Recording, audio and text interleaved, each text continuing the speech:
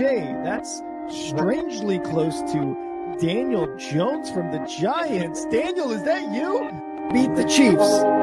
Show me. If the Broncos and Russell Wilson can show me that they can beat the Chiefs, then I will start believing.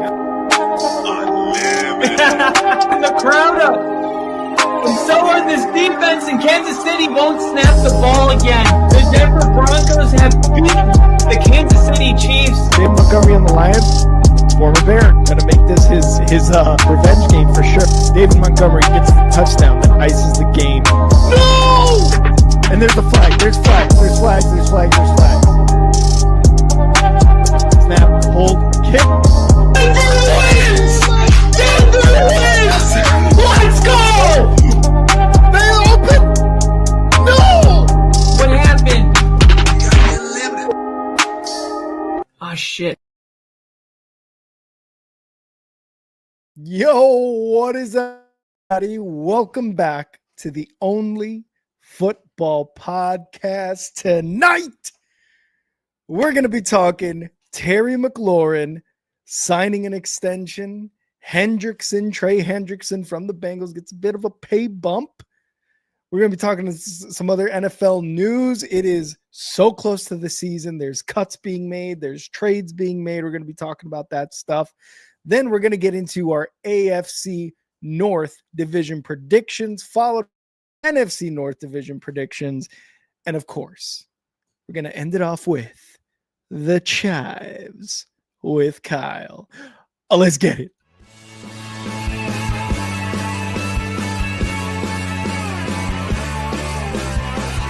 America is football. America is America. And if you don't like it, you can kiss your candy ass. For the moment in time, I don't give a damn. Oh my God! No! You love this. 30 to 27. No! Chiefs win. Chiefs No! win 30 to 20.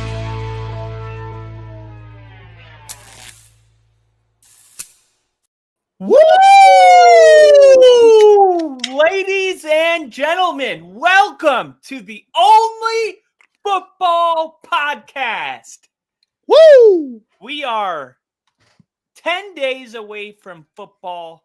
10 days. Dallas Cowboys without Micah Parsons are going to go on the road to the Philadelphia Eagles and take on an ass whooping without their best player. Yep. The Dallas Cowboys have yet to come to terms with Micah Parsons. I'm Kyle. That's Rick. I'm going to go Scott.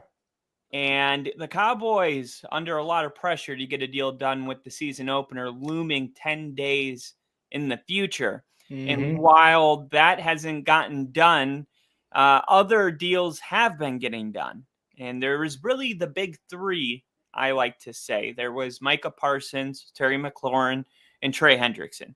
And Micah is the only one at this point that will not be playing for his team.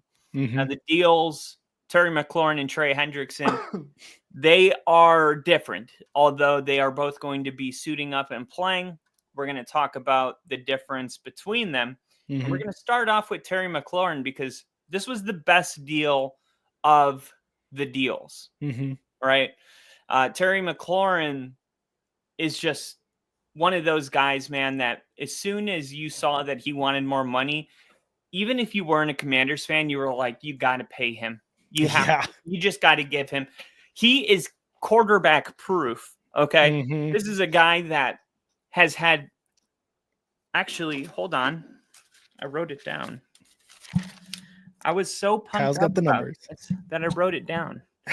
Because, do you know last year, Terry McLaurin barely cracked 1,000 yards receiving. Yeah, and this was his fifth consecutive season with 1,000 yards. So to your point, this guy's quarterback proof. He had Jane Daniels last year, Sam Howell the year before. Who knows who he had years prior? I think maybe Kirk Cousins. No, I don't think Kirk Cousins was there one year. But like you said, barely cracked 1,000 yards in 5 seasons in a row with 1,000 yards. Yeah, remember Sam Howell was the Commanders quarterback when they picked up Jaden?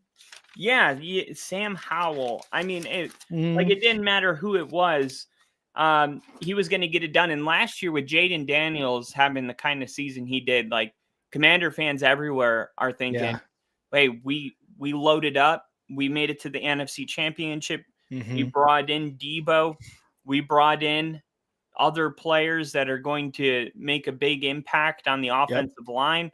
Yep. If we have Terry McLaurin on the field, we have a chance to win the Super Bowl. If we don't have Terry McLaurin on the field, we're going to probably have a similar ceiling that we had last year, hoping Mhm. Debo can stay healthy. Mhm. And let's be honest, that's usually not the case with Debo. So Yeah. this was essential. And I think at the end of the day, Terry McLaurin knew what was at stake. I mean, like we said, there's been so many years where they haven't had a quarterback, no legitimate shot at a Super Bowl. And Mhm. he's just what, 31 years old, 30 years old? He's 30 right now. The extension that he did receive is going to start at his year 31. But he is 31, 30. and it's a 3-year deal. So, and I feel that Terry McLaurin has 3 like really good years left in him. Yeah. And I mean, you realize that, like Tim Tebow said, 15 minutes for the rest of our life. 30 minutes for the rest of our life. I guess 30 minutes because it was halftime. Anyway, he's got really 3 years for the rest of his life. Mhm. I mean, whether they go on a run and win 2 Super Bowls in the next 3 years and Terry McLaurin cements himself as a Hall of Famer, or they, do this contract holdout, he doesn't lace up the cleats, Mhm. and he spends his whole career having a revolving door at quarterback, and as soon as they got the guy, he didn't play. Like, Yeah.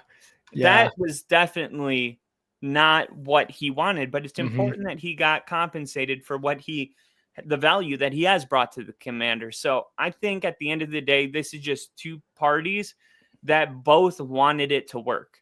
And although Mhm. Terry McLaurin had already asked for a trade, and that's another interesting thing because the fan base, how are they going to receive him? Because one thing is when you're having a contract holdout, things turn a ugly corner when you're asking to be traded. Yeah. Sometimes it's not like that didn't happen for the Mhm. fans. Mhm. For the player, it was just part of the business, side of things. Like I'm just it's the natural progression of getting my contract is leveraging the fact that I will leave if I don't. Yep. But for a fan, it's like, I thought this mattered to you being a commander, and it's like, it's going to be interesting to see. I mean, I'm sure the 90% of the fan base is just going to be stoked that he's back with the team. Yeah. But I wouldn't be surprised if like 10% of them are like pissed off a little bit. Like, I oh, okay, like, oh, now that you're making 30 million instead of 27, you care about You're being a good. commander. Yeah. Yeah. And I get that because, you know, to demand a trade, it sucks because I've seen players from the Bears do that where they go through negotiations, the team doesn't meet their number, they decide to go somewhere else, Roquan Smith, and they continue to have a pretty damn good career, right? So I get that, like, but I think all, like you said, a majority of these Commanders fans are breathing a sigh of relief because yes, Terry McLaurin is 30 years old. He's going to be 31 when this kicks in. But like you said at the very top of this segment, he is quarterback proof, man. I mean, he had a franchise record of 13 touchdowns last season. He barely cracked 1,000 yards. He had 1,096 on 82 catches. But this guy is just, he is the sure hands for Jaden Daniels. And yes, they got Debo. Yes, they've got other weapons there as well. But Terry McLaurin is a guy that you have to pay, and luckily they did. Now he had a 3-year extension, $96 million, so that makes it $32 million a year, just under, I believe, or what was it? Signed the 4-year 132. I think it was just under what DK was at, what got with the Steelers. And I think that was what Terry initially wanted. He's like, yo, I want the DK money, right? Like that's the kind of money I want per year. And I don't even feel like DK was worth the money that he got. Now, Yeah.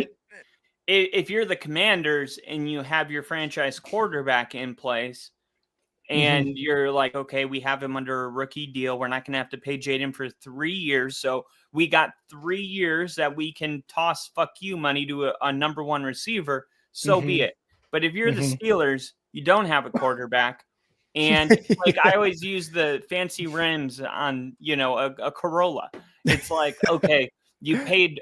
I mean, you realize non-quarterbacks, like the highest paid non-quarterbacks, DK is the 9th highest non-quarterback paid as the highest, 9th highest in the NFL. I'm like, I'm not seeing. I mean, like you got TJ Watt, Jamar Chase, Myles Garrett.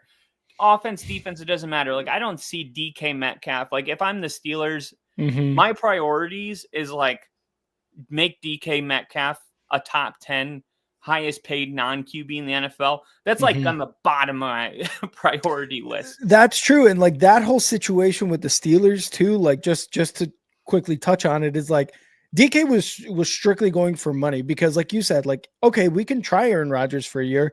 Is it going to work? We don't know. Even after that, after the season, DK's got 3 more years on his deal. And will a quarterback come along for the Steelers that'll develop in time or even develop at all to where they'll be a Super Bowl type of team? And I don't think so. Unless the Steelers have like a trick up their sleeve with a quarterback, or they're going to get somebody in the, either this season coming up, with the whole Aaron Rodgers thing or after. DK's doing it for the money. And we've seen that. We've seen players go, I want to win a Super Bowl, and then sign an extension with that same exact team who have 0 Super Bowl hopes because of the money. Myles Garrett. So it happens. That's what this is. But with Terry here, you guys went to the NFC Championship game last year. Again, 13 touchdowns for Terry last season. This just made sense for both parties. And yes, like you said, fans are going to be like, oh, now you're going to do it for 32 mil. Who cares, dude? You guys have a very good team. You added Debo, you put him alongside Terry, and you have Jaden at QB after a solid rookie season.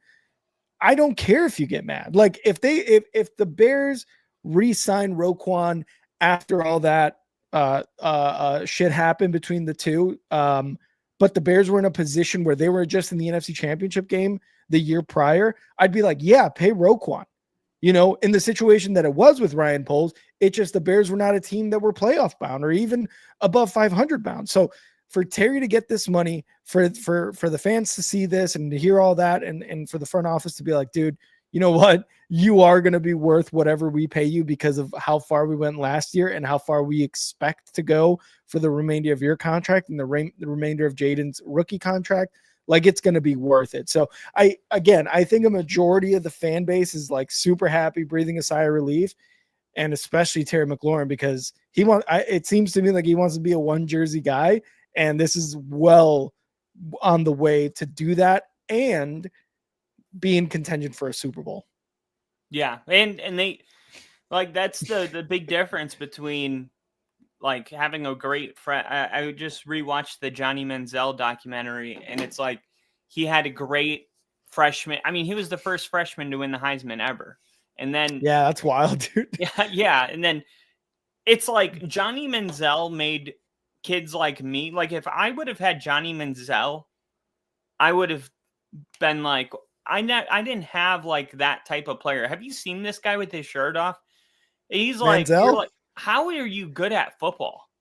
Oh, kind of like the whole Patrick Mahomes thing where he's got like a belly. 5'10", like doesn't hit the weights, like doesn't watch any you films. Said 5'10" like it's a bad thing. How dare you? No, it's just like I'm 5'10" and 3/4. I'm like threw the 3/4 in there. I had to, because if I wear shoes, I'm 5'11", and my dad always said, "You're not a real man unless you're 200 pounds or you're 6 foot." And I spent most of my life at 5'11" and 190 pounds. I'm like, man, this sucks. But I'm It's 5'8", like, leave me alone. yeah, you have a good freshman year, then you have a good sophomore year, and you go into the draft, right? You're 20 years old, and you have that rookie season contract, and let's say you crush it. After 3 years, you're going to get an extension, a 3-year deal, and that's what happened to McLaurin in 2022. He signed a 3-year deal, and that was just in 2022. He signed a 3-year, $69.6 million deal, $23 million annual value, which Wow. ranked 17th among wide receivers. Yeah. Far below his production, though. He has had 5 straight 1,000-yard seasons. So, like, you get that first contract if you came into the draft and you were 20 years old. You're let's say 23. You get a 3-year deal. You're 26, 27, and then you hit another 5-year deal, and you're able to kind of capitalize on 2 massive contracts before you hit 30. Yeah.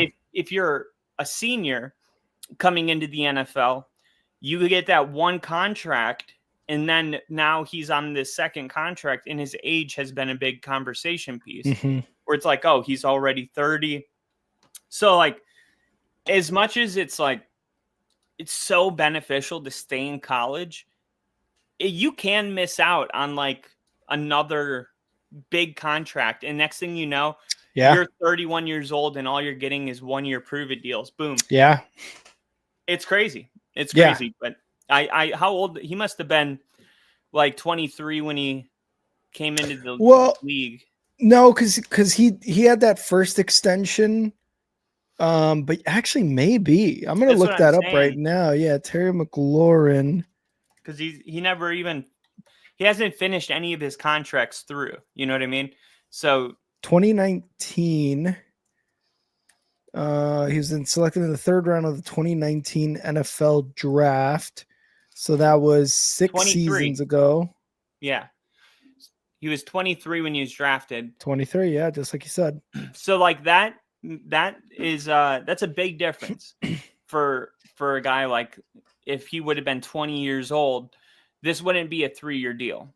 Yeah, no, it probably would be a 4 to 5 year deal. Kind of like how a lot of these other wide receivers were signing. Obviously, Garrett Wilson, he's a lot younger, and DK Metcalf, although not that much younger, but still, a bit on the younger side, 27 years old. These guys are going to get longer deals that end when Terry McLaurin's deal starts, for example. And Justin Jefferson is making $35 million a year. Devontae Adams, CeeDee Lamb, 34, DK Metcalf, 33, AJ Brown, 32. So this is kind of where he wanted to be, averaging that 32 per year with a $30 million signing bonus. So good for Terry McLaurin. This contract ends right when I imagine Jaden Daniels will be the highest paid quarterback in NFL history, because anytime you have a quarterback that is ranked 21 in the NFL's top 100 after his rookie season, that's where he's headed. It's like, who could have seen that coming? You know what I mean? Jaden Daniels being the best quarterback in that class. It's been a year. It's been 1 year. It's been a year. It's been 1 year. Okay. There was another deal that got done, not so much a long-term deal, but a 1-year suit up for us. We need you deal. This is a 1-year contract, and it's a $14 million raise, which will get him $30 million. We're talking about Trey Hendrickson. Yep. In case you didn't know. He's going to be making $30 million this season. No long-term deal in place. And at his position, he's still not in the top 5. He is 6th. TJ Watt is making the $41 million a year. Then Myles Garrett. Then you got Daniel Hunter at 3, Max Crosby at 4, Nick Bosa coming in at 5, and then Trey Hendrickson will be there at 6. it's still enough to get the Bengals. I mean, if he didn't suit up for them this year, I don't even know what is going to happen to this team, because last year their defense was vulnerable. They were terrible, and they pretty much flushed one of Joe Burrow's best seasons just straight down the toilet. Yeah. And it's such a waste. Even as a fan, it feels like an injustice. Like, come on, that guy didn't even make the playoffs. What the hell?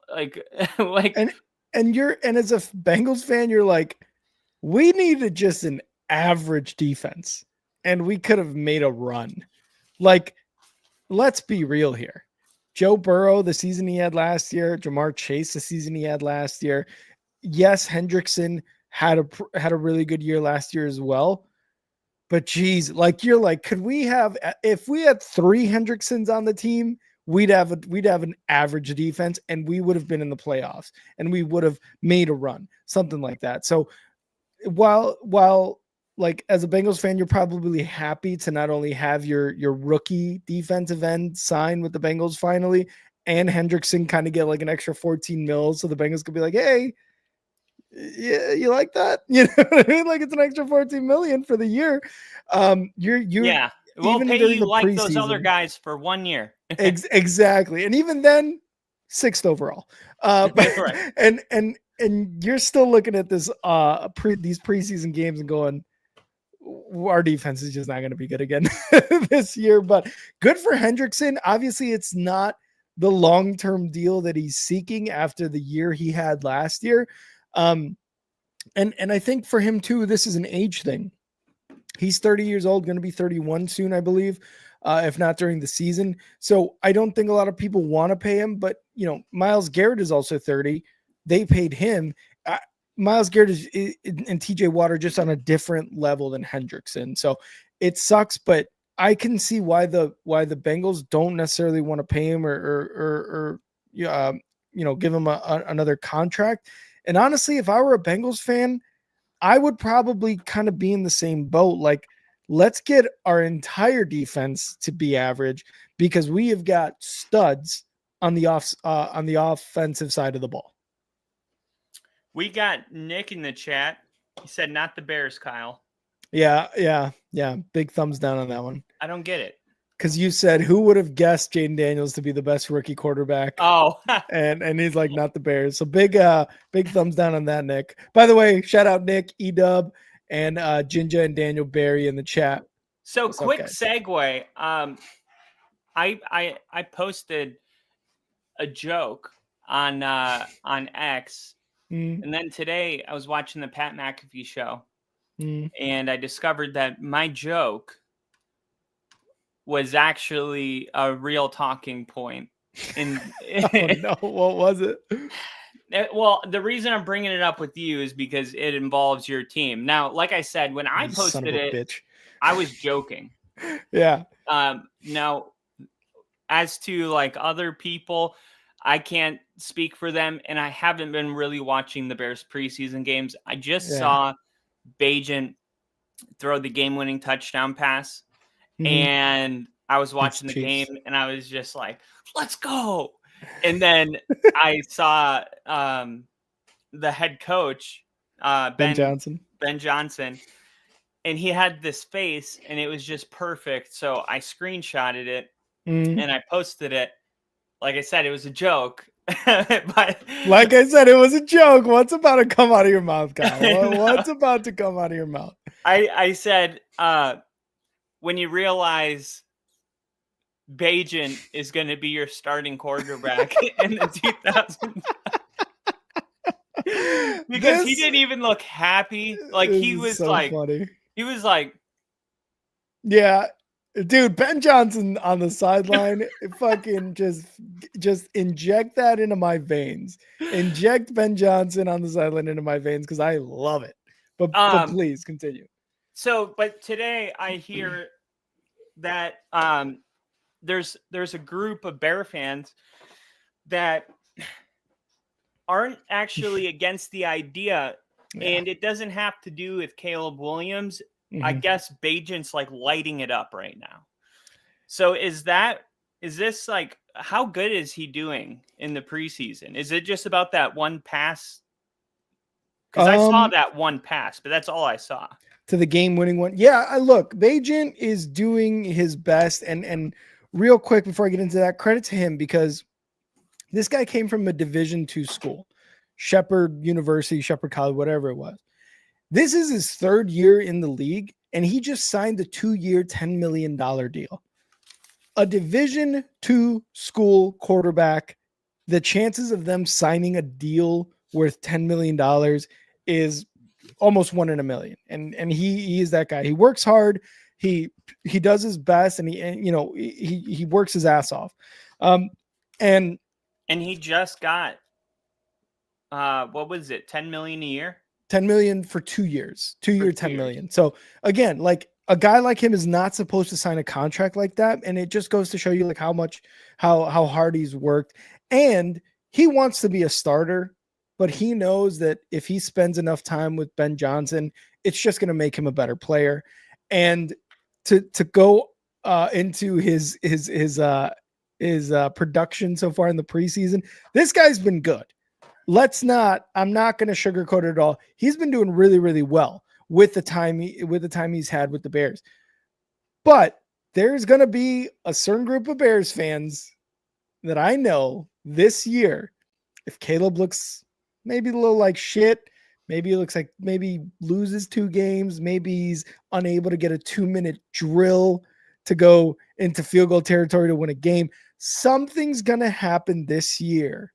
I guarantee it, that there are going to be fans talking about we should start Bajent.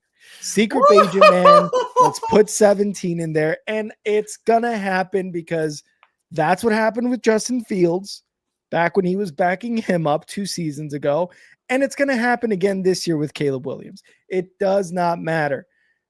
He's doing well preseason. He does not have an NFL arm strength-wise. He just doesn't. He went 2-2 as a starter when Justin Fields went down two seasons ago. He went 2-2, and that's mostly because of the defense at that point. Like it wasn't him.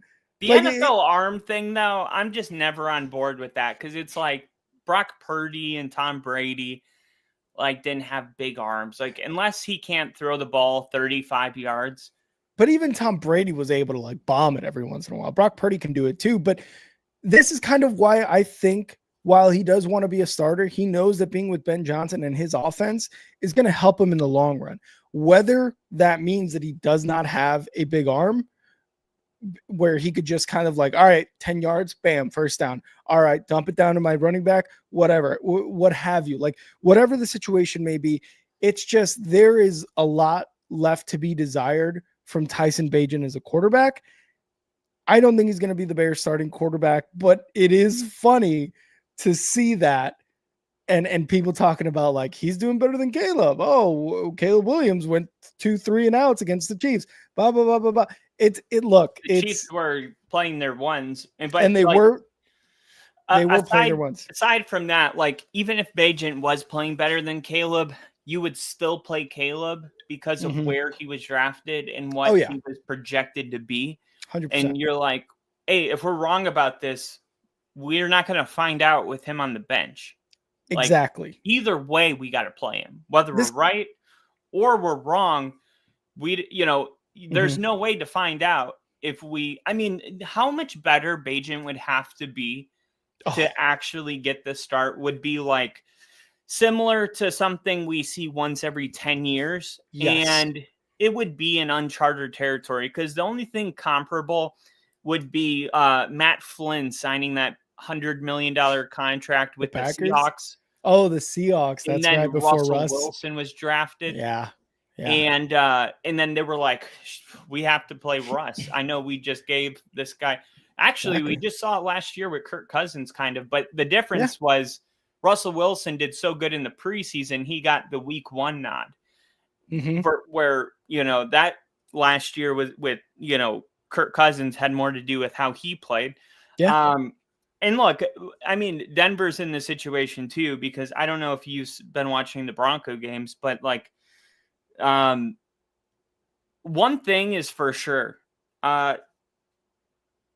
We have, I don't know if it's Sean Payton or what, but our backup quarterback right now could go and be a starter. Like he has Who's your shown. backup, by the way? Is it still Stidham? Jared Stidham. Jared Stidham was going like 19 for 22. Okay. He's like rolling on the pocket. He's making great throws. He's scrambling for 18 yards on third down. Like he is literally just like, he looks like how Bo Nix looked in the preseason last year. And he didn't look that good last year. So Stidham took a massive step forward. And I'm like, well, he should. You know, he's in the game room, the film room every week with Sean Payton and Bo Nix. They're working together. They're in the meetings together. Like, why wouldn't the backups get better with the starting quarterback? Right. It would only make sense that Bajan is getting better with Ben Johnson being there, just like it makes sense Stidham is. And yeah, you know, if Bo Nix goes out and has a couple bad games, don't think fans aren't going to remember how well Stidham looked in the preseason. Yeah, and it's a good insurance too, because if Bo Nix, God forbid, right, any quarterback, God forbid, any player, God forbid, get injured during the regular season, at least you can kind of, even as a fan, as a coach, as an organization, you could be like, okay, we got a guy who, yes, played in the preseason with the 2s, the 3s, whoever, but he looked good doing it.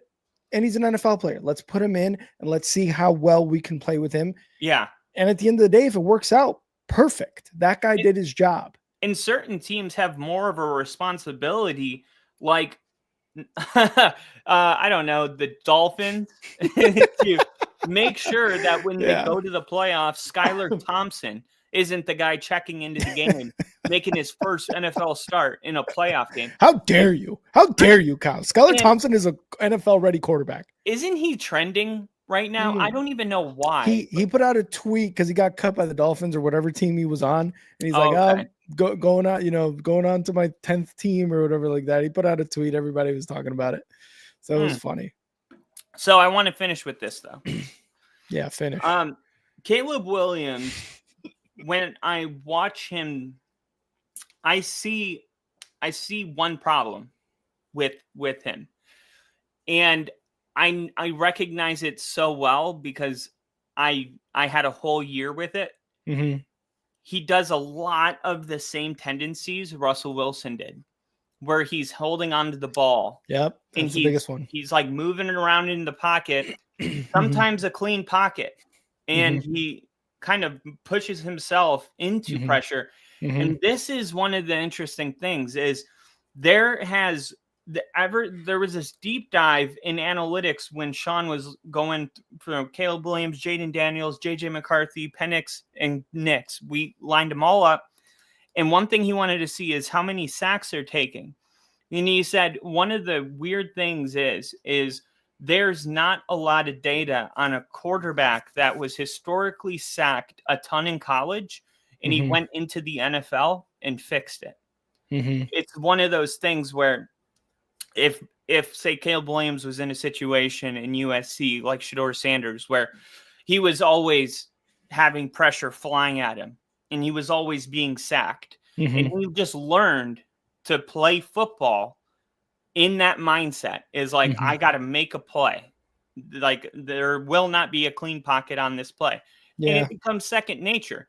And I'm still watching Caleb in his preseason games. And I'm like, he's got to get more comfortable in the pocket.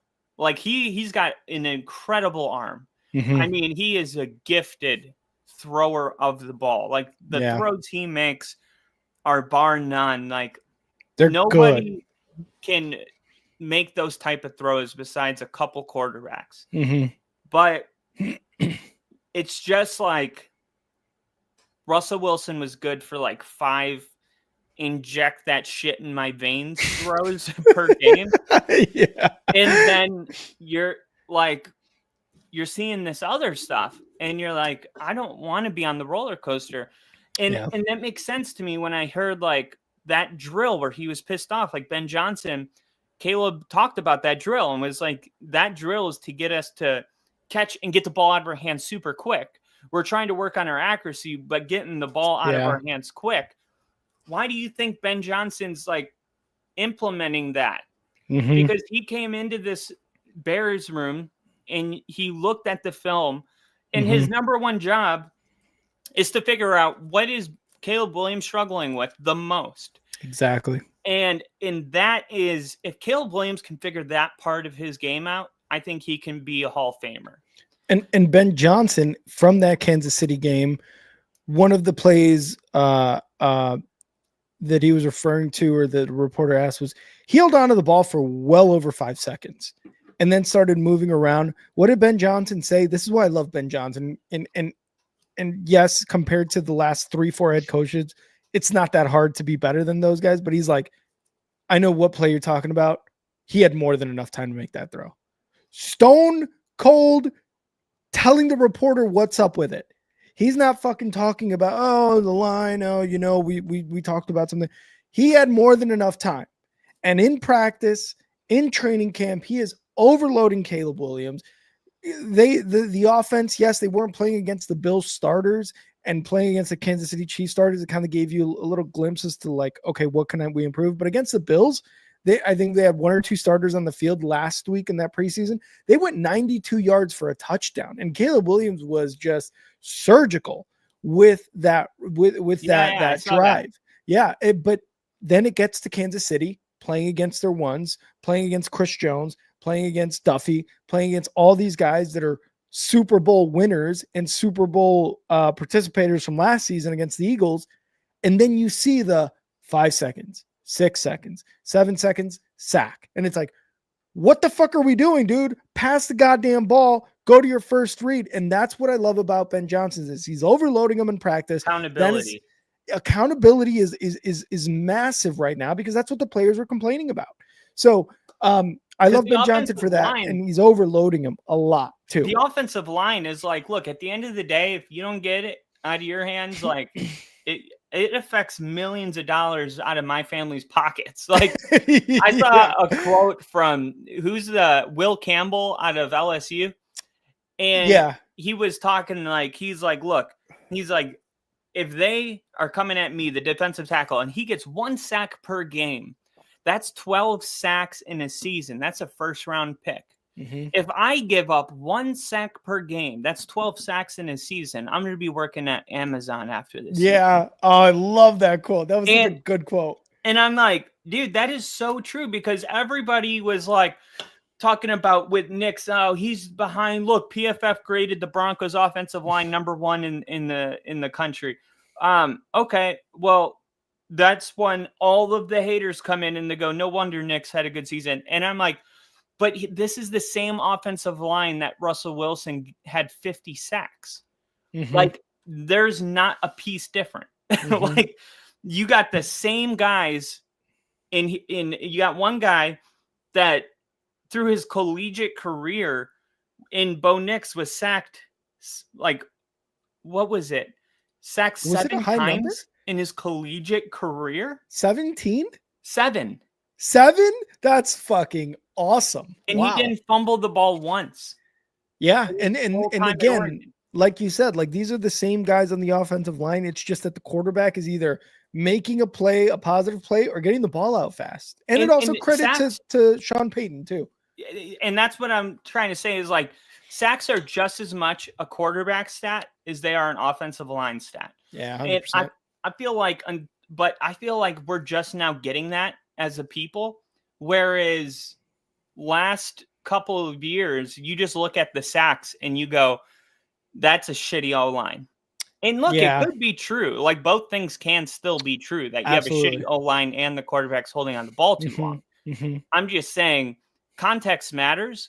Mm-hmm. And like the offensive line that the Bears have built this year, they have done a damn good job. They have a top 10 offensive line now. I hope so. I fucking hope so. I mean, they do. They brought in proven veterans. Mm-hmm. There's no reason for it not to work. There is. I'm just tempering my expectations because I don't want to get hurt again. You know what I mean? But Williams needs to understand Yeah. his guys up front. He's got to trust his receivers, and he's got to trust Ben Johnson. 100%. Everyone's going to have to buy in, and you're just going to have to get rid of the ball and trust the receiver is going to be there. You can't wait for it to be there. Just throw him open, get rid of the ball, and if you make a mistake, learn from it, get back up. And then that will ultimately lead Caleb Williams to over 4,500 passing yards and, first team All-Pro. All he's got to do is get rid of the ball and get the timing down with his players. Yeah, and it's got to. Broncos just made a move, which we're going to talk about here in a bit, because of accountability. Sorry, I was just going to say, speaking of accountability, the Broncos made a move that we're going to talk about because it kind of has to do with accountability and just raising your hand and being like, you know what? We're going to move on because we know that this isn't going to work. Exactly. All right, folks, let's talk about what makes a coach truly elite in the NFL. It's not just about X's and O's or drafting the next superstar. It's about knowing when to let go. Great coaches don't need every draft pick to hit to validate their genius. They pivot, and they pivot fast. Take Sean Payton, Hall of Fame bound coach who just proved it today by waiving Audric Estime. Now, for those of you that don't know, that was his 5th round pick just 1 year ago. Think about this. Estime was a beast at Notre Dame. He had 1,341 yards, 18 touchdowns, 227-pound bruiser. And on paper, he was a steal in the 5th round. All of the fans knew it as soon as he was drafted. Denver thought he could be their power back, getting those tough yards on 3rd and 1 or on the goal line, right behind Bo Nix. And just 1 year later, after a season with 310 yards, 2 fumbles, and a healthy scratch in the playoffs, Estime didn't fit Peyton's vision. A versatile, pass-heavy offense that needs backs like J.K. Dobbins or Jaleel McLaughlin, who can catch, block, and explode on 3rd downs. So what does Peyton do? He doesn't sit there trying to force Estime into a role that he's not built for. He doesn't cling to that 5th round pick trying to prove he's a genius draft guru. He cuts him. And on August 25th, Estime is waived. Peyton's already moving forward with Dobbins, R.J. Harvey, McLaughlin, and Tyler Bidet. I like to call him Batty, but that's just me. That's the mark of a Hall of Famer. And I will say this time and time again, whether it's football or it's basketball, Peyton's got a Super Bowl ring, 152 wins to 89 losses, and a legacy of turning Drew Brees into a legend. He doesn't need Audric Estime to work out to feel good about himself.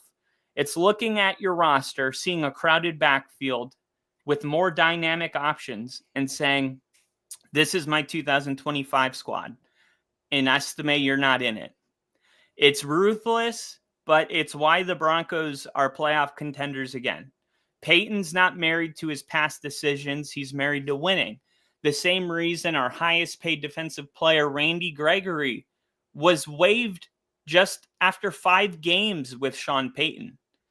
It doesn't matter if you were a high draft pick, a low pick, highest paid, undrafted. Sean Payton's going to put the best 53 guys together. Now, don't sleep on Estime. He's only 21, and with the college tape, someone's going to scoop him up. I'm thinking maybe Chicago, Green Bay, Miami. But in Denver, Sean Payton's not waiting around. He's building a team that can compete for a Super Bowl today. He's not hoping a 5th round figure takes it out in a year or two. And that leads me to my next point. 5th round draft picks do not have to work. They typically don't. And this is the last 10 years of data. I'm going to tell you who made the Pro Bowl in each draft class from the 5th round, starting in 2016. We got 3 guys in 2016. Matt Judon, defensive end from New England. Tyreek Hill, That's an exception, right? He's made it 8 times. He's the Tom Brady of fifth rounders. In Chicago's Jordan Howard made the Pro Bowl once in 2016. George Kittle, 2017. Nice. That's another steal, right? Yeah. Matt Milano. Yep. Jake Elliott. Jamal Agnew. Yep. Aaron Jones. They all made the Pro Bowl or multiple Pro Bowls, 5th round pick out of 2017. 2018, Wyatt Teller. He's a guard from Buffalo. He's made it 3 times. I didn't know who he was. Wow. Michael Dickerson, a punter from Seattle. Go Hawks. Woo. And 2019, that's it for 2018. 2019, we got Matt Gay, who made it 1 time. Gay. Hunter Renfrow. 1 time. Got to give love for the white receiver. Oh, shit. Go. Go. And then we got Andrew Van Ginkel, linebacker out of Miami. Yep. In 2000, I'm sorry. And we got Jake Bailey, punter. In 2020, we have none. No 5th round draft picks have made a Pro Bowl out of 2020. COVID. In 2021, Hufanga. There you go. Made the Pro Bowl. That's all for 2021. And then 2022, we got Rick Woolen, Kyron Williams, Deron Bland. He had all those interceptions. Yep. And that's it for 2022. And then the last 5th round pick to make the Pro Bowl was 2023's Puka Nacua.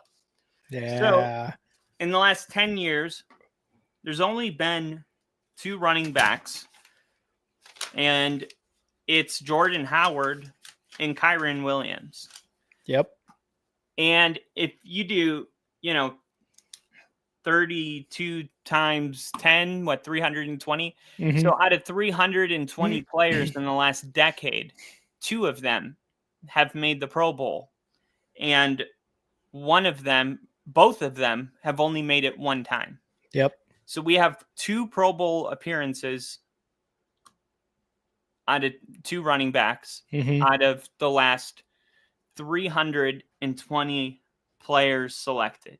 And I say all that to say, if you're a young head coach and you only have 6 draft picks, I mean, look, it's easy for, someone like Sean Payton to be like, estimate didn't work, cut him.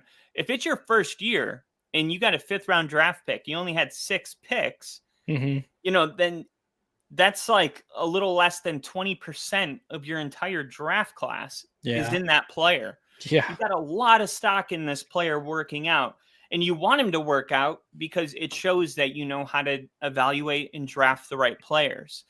But that's why it's so important to bring in undrafted free agents. Like, one of the guys that I think is going to make our final squad is Blake Watson, who is a running back out of Memphis, who, when I did all my mock drafts, I actually drafted Blake Watson in my mock drafts, and he didn't even get drafted by a team.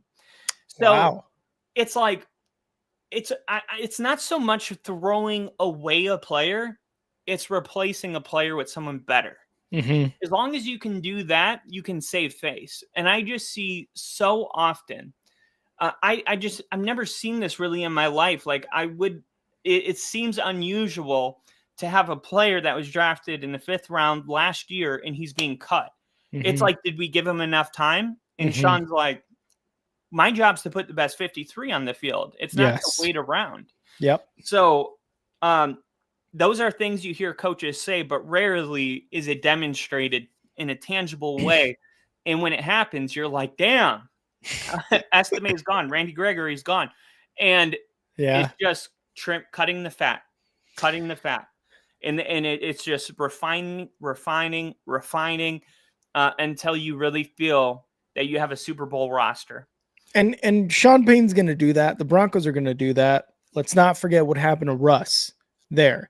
And again, I think if you guys have watched this long enough, we're very much like, if you know you made a mistake or you've made a decision that is not working out, one of the two, whatever, however you want to label it, if you cut it, cut the fat, like Kyle's saying, get rid of it and try to do your best to do for your team and the organization, the fans eventually will be like, good move. Whether it's at that time, like Kyle is expressing today, or a year, 2 seasons later, like regardless, if you can make that right decision like this right then and there, that's the best decision for the organization. And that's what's going to put you in a winning situation at the end of the day.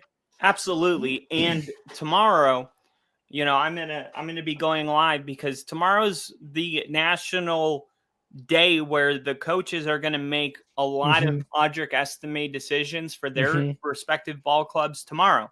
We are narrowing down on the 53-man roster. And look, tomorrow there's going to be a lot of signings because there's going to be a lot of cutting. And there's going to be players like, look, Denver was in joint practice all week with the 49ers because they were playing them in their preseason game. And we just found out 3 days ago that the Denver Broncos signed a defensive player from the 49ers right when he got waived. I don't think it's a coincidence. I think Denver was watching him all week. And they said, hey, if this guy right here, if he gets waived, I want to be on the list because, you're not just scouting your team in those joint practices. You're looking around the NFL. Like, you've paid people to watch other preseason games just to see, especially on rosters that are more heavy with talent, Denver, Detroit, Philly, these teams like Denver defensively, it is what it is. We're going to cut really good players, and it sucks because they're not going to stay on our practice squad. They're going to get picked up immediately. And that's why these decisions are so hard. Because that you're not getting these guys back, and you don't want them to bite you in the ass. If you got to play them like Tim Patrick, had 2 touchdowns, it was still the right decision. But like, you get what I'm saying? Yeah, so 100%. Tomorrow's going to be that kind of a day where a bunch of players are going to be cut, a bunch of new names and new faces and new places. So I'm going to be going live tomorrow, and I just wanted to add that in to kind of close this whole thing out. Because tomorrow there's going to be a lot of Audric Estimes getting cut. And before we move on, I'm gonna get rid of this banner here. But before we move on, again, shout out to everybody watching us on YouTube. We appreciate it. Everybody here: Jinjin, Nick, Edub, Daniel Barry. Just a couple things to kind of some bullet points here. Browns have traded Kenny Pickett to the Raiders. Boo! The Vikings trade Sam Howell to the Eagles and then signed Carson Wentz as their backup quarterback. Wife swapping. Wife swap. Just a little wife swap. And then Joe Mixon, running back for the Texans, is going to miss at least 4 games because he was not on the active roster as of today. And I believe today was the last day to be like, hey, these guys are going to be starting week 1. So he's going to miss at least 4 games for anybody doing fantasy. I think he's like nursing some sort of injury or something, but I just wanted to get through that. Did we ever figure out what's going on with Najee Harris's eye? No, but they won't be running the I formation anytime soon in LA. Dude, Gaze yourself. Yes, sir. All right. Well, we had to push our division predictions from last week to this week, but that just means you're getting a double deuce of predictions. For Rick, it's going to be a Eiffel Towered with division predictions today. For me, it's going to be a dose, but Rick will definitely give you a deuce. So we're doing NFC and AFC North predictions. Oh, hold on. What happened? I got something. 1 second. You farted. Did you poop? Rick, stall for 1 minute. Talk about the predictions. Like the AFC North is going to be tough. Look, both North divisions in the AFC and the NFC are going to be rough. Obviously, we're going to get into it here in a sec, but looking at the divisions right now, the Lions, the Packers, the Vikings, the Bears, the Steelers, the Bengals, the Browns, and the Ravens both of those divisions right now could have two, maybe even a third team in the playoff because of how strong these divisions are. I'm not saying that that's going to happen, but it's very possible. For example, the NFC North last year, who won it? The Lions. But you also had the Vikings, who had 14, 15 wins as well. And then the Packers made the wild card with double-digit wins. The Bears were the only ones who really shit the bed last year in terms of the North. But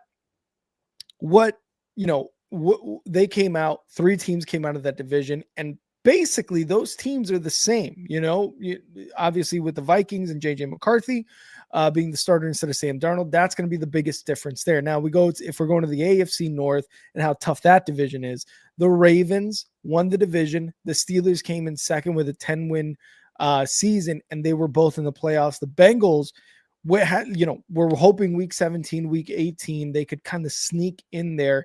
And yes, we just talked about them and Hendrickson and how their defense is still going to fall pretty flat, at least from what we can tell from the preseason.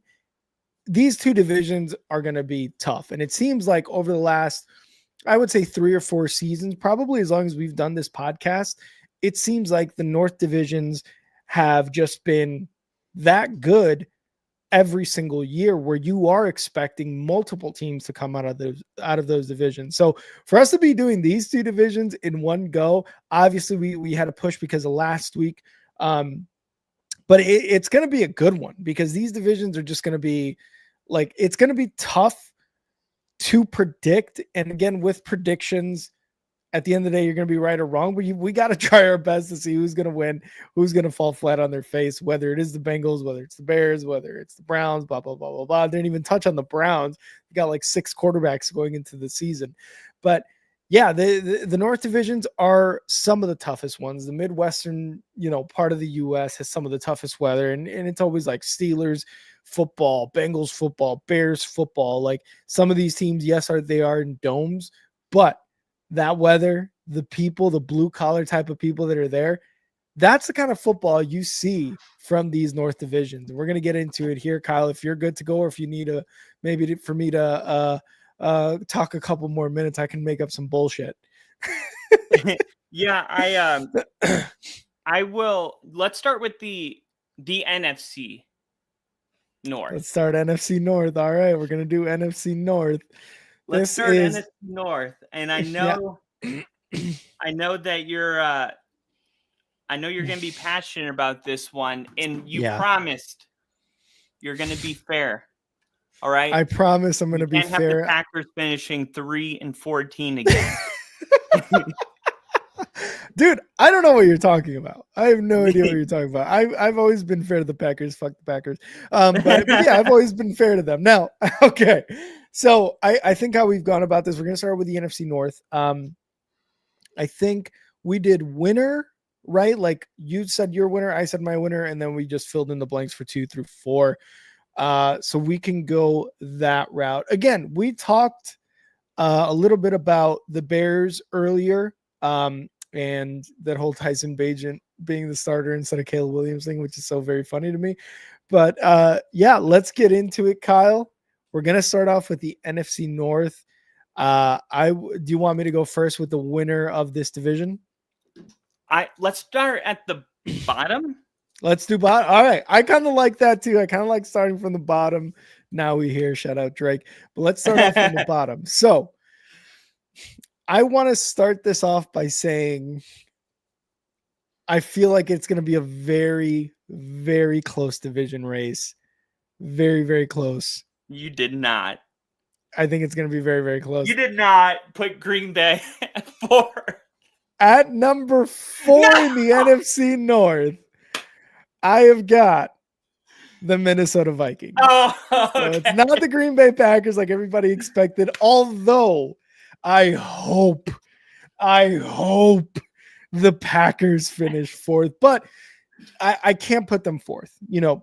Drafting Matthew Golden, Jordan Love, we'll get into that a bit, but it's just there's in LaFleur, there's just too much going on there where I can't put them 4th. At 4th, I have the Vikings.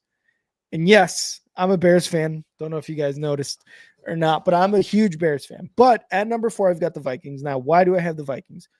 Rick Kevin O'Connell is the coach. They've got an awesome defense with exotic types of pressures being thrown at opposing offenses, especially after last year. They had 15 wins, they had 14 wins, whatever it was that they had. Quarterback. This is somewhat of an easy one, and this is why I started off saying, like, to me, it's a close division. And when I say close, like the top two teams, the bottom two teams, I feel like are going to be very close. But the Vikings at number 4, they're going to finish last in the division. Their defense, again, very, very good. I don't believe they took a lot of losses in terms of starters. And obviously they've got, who's their defensive coordinator again? Kyle, do you remember? Yeah, Mike Flores. No. Flores. Yes. Flores, former Miami coach. What he did last year with that defense was really, really good. And you saw everyone in the media, even us here on the Only Football Podcast, talking about the type of defenses that he was throwing at opposing offenses. And that was very good. It was very effective. And on top of what the offense did last season for them as well, it's what helped them get to the playoffs and to a more than double-digit win season. They had 14 wins. I forget if it was 14 or 15 wins. But it got them close to a division title as well. Kevin O'Connell, head coach. But the biggest question mark is going to be whether or not J.J. McCarthy can get the ball to Justin Jefferson, to Addison, to Hawkinson, right? These are the biggest questions because, yes, Kevin O'Connell is a fantastic head coach, and he's going to get a lot out of his players. We saw last year what he got out of Sam Darnold, who is now in Seattle on a $100 million contract. The expectation from the Vikings organization as well as their fans is that he's going to be able to do the same thing with J.J. McCarthy, who was injured all of last season after a preseason game. So that is the expectation, but that is the biggest question mark, at least for me, and why I'm putting them forth is whether J.J. McCarthy can do that or not. And yes, they brought in Carson Wentz after getting rid of Sam Howell. That, I think, too, is a big factor in terms of what type of production they can get out of their backup if J.J. McCarthy is struggling throughout the season, because ideally you want your backup quarterback to be with you throughout the entire offseason, not only to know what the offense is going to look like, but to build that rapport with players, right? With your Justin Jeffersons, your Addisons, your Hawkinsons, blah, blah, blah, blah, blah. So ideally, that's what you want. When they get rid of Sam Howell because of how bad he was doing during the preseason, it's not great. And they bring in Carson Wentz, who, again, is going to be a backup for the rest of his career, is what it is. You would hope that Carson Wentz would have been there the entire time instead of Sam Howell to learn the offense, to get that guidance under Kevin O'Connell, just in case J.J. McCarthy loses. Now, looking at their offense, Justin Jefferson, Jordan Addison, Aaron Jones Sr., Jalen Naylor, TJ Hawkinson, we already talked about those guys. Like, their offense is good. They've got weapons across the board. There's no denying that. It is just, what will J.J. McCarthy do? Can he continue the string of quarterbacks from last year's draft to what we called one of the best quarterback drafts classes, what we expect to be one of the best of all time? Can he continue that trend? You know, Penix and Drake May did pretty well last season when they did start. Caleb Williams, Jane Daniels, Bo Nix, enough said, right? Like, these guys, can J.J. McCarthy continue that for his first full season as a starter? That's the biggest question for me. Literally nothing else. I don't have any real things to poke at here other than J.J. McCarthy. Maybe Aaron Jones. Like, he wasn't necessarily Aaron Jones on the Packers last year for the Vikings. Yes, he went over 1,000 yards, but it wasn't like you're not looking at him like, oh man, Aaron Jones Sr., that guy's going to kill it. Why? Because they brought in Jordan Mason from the 49ers. I think the running back and the quarterback are going to be the biggest question marks on the offense. And then obviously, I think their offensive line, I'm not too sure how well they did. They did get rid of or trade a couple of their offensive linemen. So maybe this group is also kind of starting to gel a little bit more, and there may be some growing pains. But other than that, their coaches have stayed the same. The coordinators have stayed the same. A lot of their starters are still there on the defense. This team's going to be good. I just don't think they're going to be 15 wins, 14 wins good, because it is all going to depend on how JJ McCarthy does. And if JJ McCarthy begins to stall out at some point during the regular season, you're going to be relying on Carson Wentz to get you through the season. And again, we saw what he did with Sam Darnold, but Carson Wentz, 2 weeks before the season, you pick him up, I think is going to be a struggle bus. So I've got the Vikings at 4. Right. Tell me you got the Bears. Look. I have the Vikings. Oh, wow. Okay. I mean, look, this was tough. Mm-hmm. All right. It is. I'm taking off my best friend hat and I'm just talking sports. This is 2 unproven quarterbacks that are,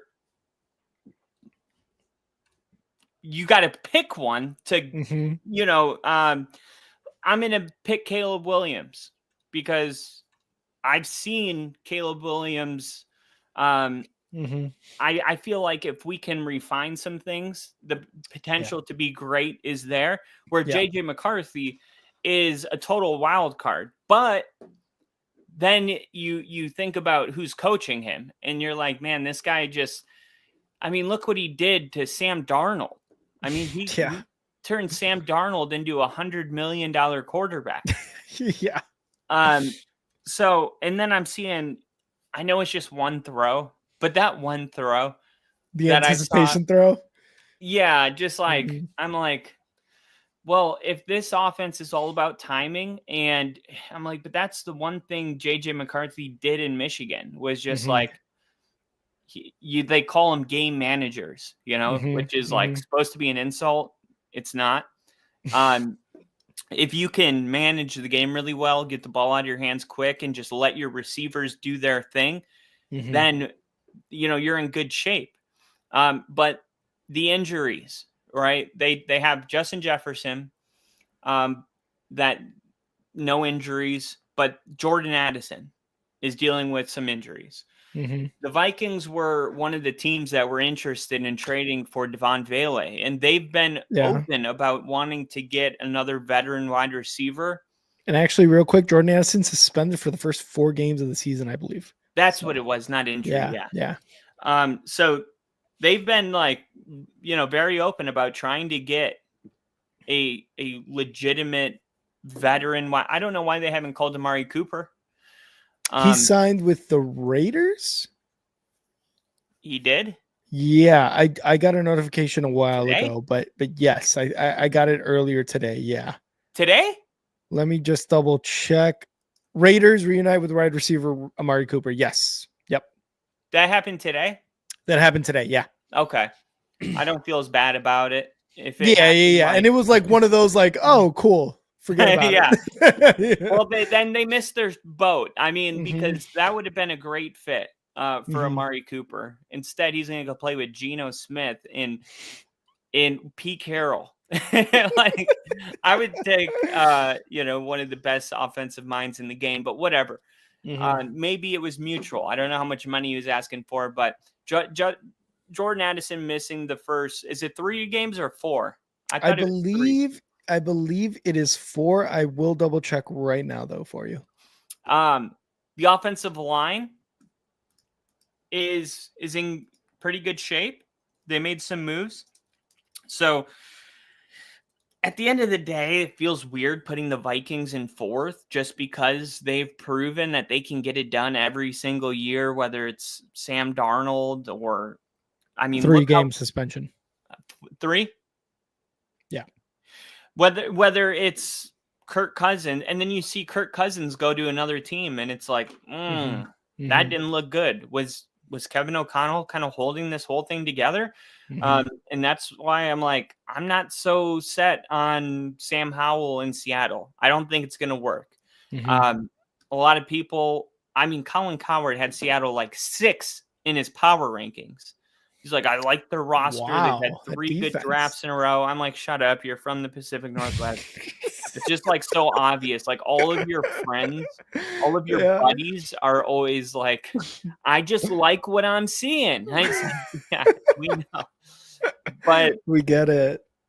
I feel like it has a lot to do with O'Connell, the success these quarterbacks have had. And I think it's hard to bet on JJ McCarthy not having success, but I'm betting on growing pains. Yeah. And at the end of the day, Chicago's roster is just too talented, where if Ben Johnson is the head coach that everybody's saying he is, I didn't say it. I liked Liam Cohen, but I like Ben Johnson too. It's just I'm always weary of the hype train, because like once a hype train gets started in the NFL, it's hard to come up with any other narrative, because that's all that we've heard. It was like Bo Nix doesn't have a strong arm. He is a check down merchant. None of those things were true, but they were said, and then someone repeated it, and then everyone repeated it, and then it just found its way to being true. Even though it was never true, it felt true because of how much it was regurgitated. So like whenever, everybody's like, this is the best guy, it's like, I'm not going to just say like, press X to doubt because you guys all like him. That's just going against the grain for the sake of it. I'm just saying, whenever everybody has the same opinion on something, I'm going to just wait and see how it plays out. Yeah, I get it. Because like we had similar feelings when Matt Nagy was signed from Kansas City. Bears fans bought in after that first year. We were like,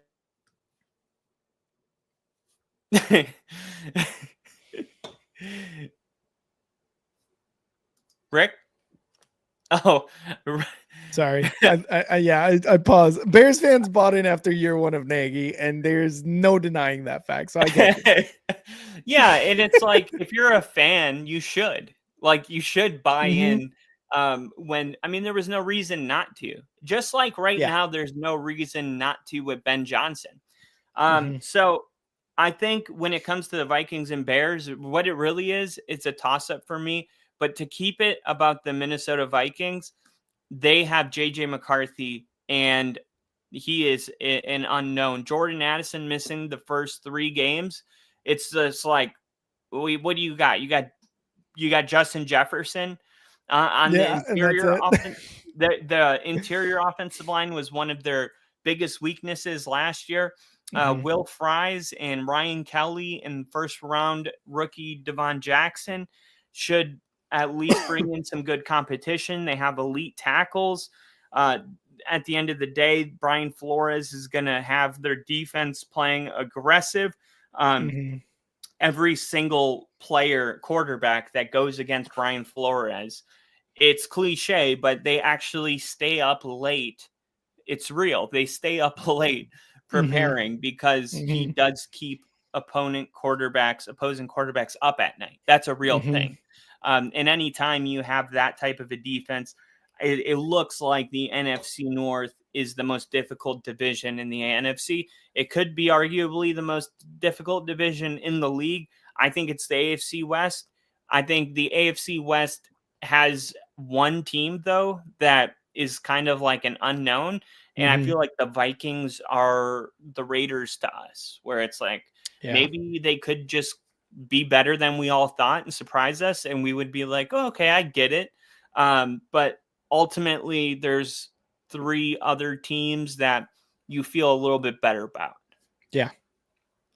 So we both, at least we agree on number 4, and it's for the same reason too. Like, it's JJ McCarthy, and like you said it, the growing pains that I think are going to happen with a quarterback, because the Bears experienced it last season. So at number 3, third in the division in the NFC North, I've got the Chicago Bears. I've got the Bears at number 3. After last season, Caleb Williams coming into the best situation in the NFL. He's got Keenan Allen, DJ Moore. We just drafted Rome Odunze. Oh, wait, we still have Eber lose as our head coach. Now, the hype train, like you said earlier with Ben Johnson, it's been awesome. There's been accountability.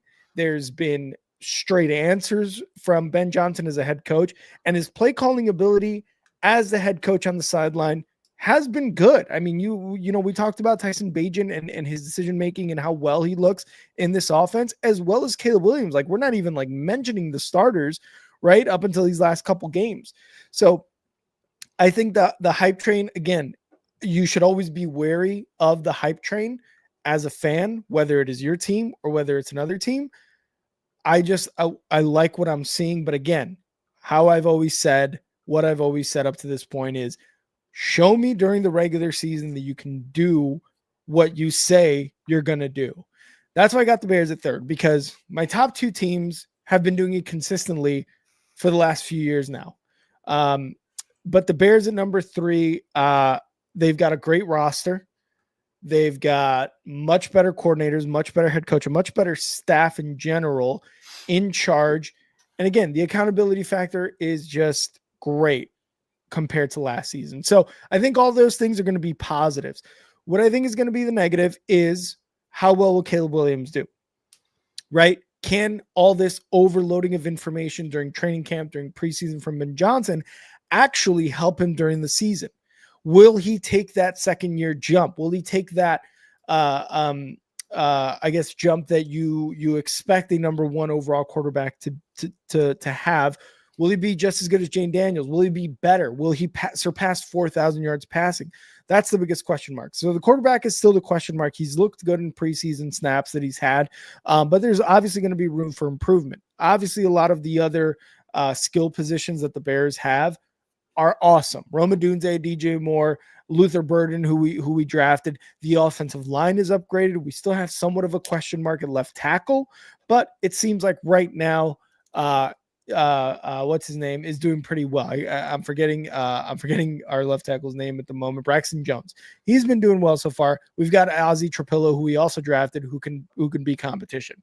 Now on the defensive side, for the first few games of last season, the defense was remarkable. It was good. It was dominant. They were holding opponents to scores in the teens. Like, it was just a continuation of the 2023 season, where the Bears defense was one of the best ones in the leagues for the second half of the year. Coming into this year, obviously you get rid of Eberflus, you bring in Dennis Allen, former head coach of the Saints and former defensive coordinator over his time as a coach or coordinator in general. But there are still some question marks on the defense as well. Will Grady Jarrett, who's an older guy, actually live up to, his veteran status, I guess I would say? Can Montez Sweat find his dominance again that he had not last season, but 2023 season, as well as with Washington when we got him during the trade deadline? Can Tremaine Edmonds be the linebacker, be the Mike linebacker who we expected to be when we signed him? And also, Jalen Johnson had an injury. Can our other guys step up in terms of cornerbacks? Because that is still going to be a big question mark as well. Can these next guys up actually be the next guys up? And our safeties, Kevin Byard, Jaquan Brisker. Brisker's is dealt with injuries damn near his whole career, even going back to Penn State.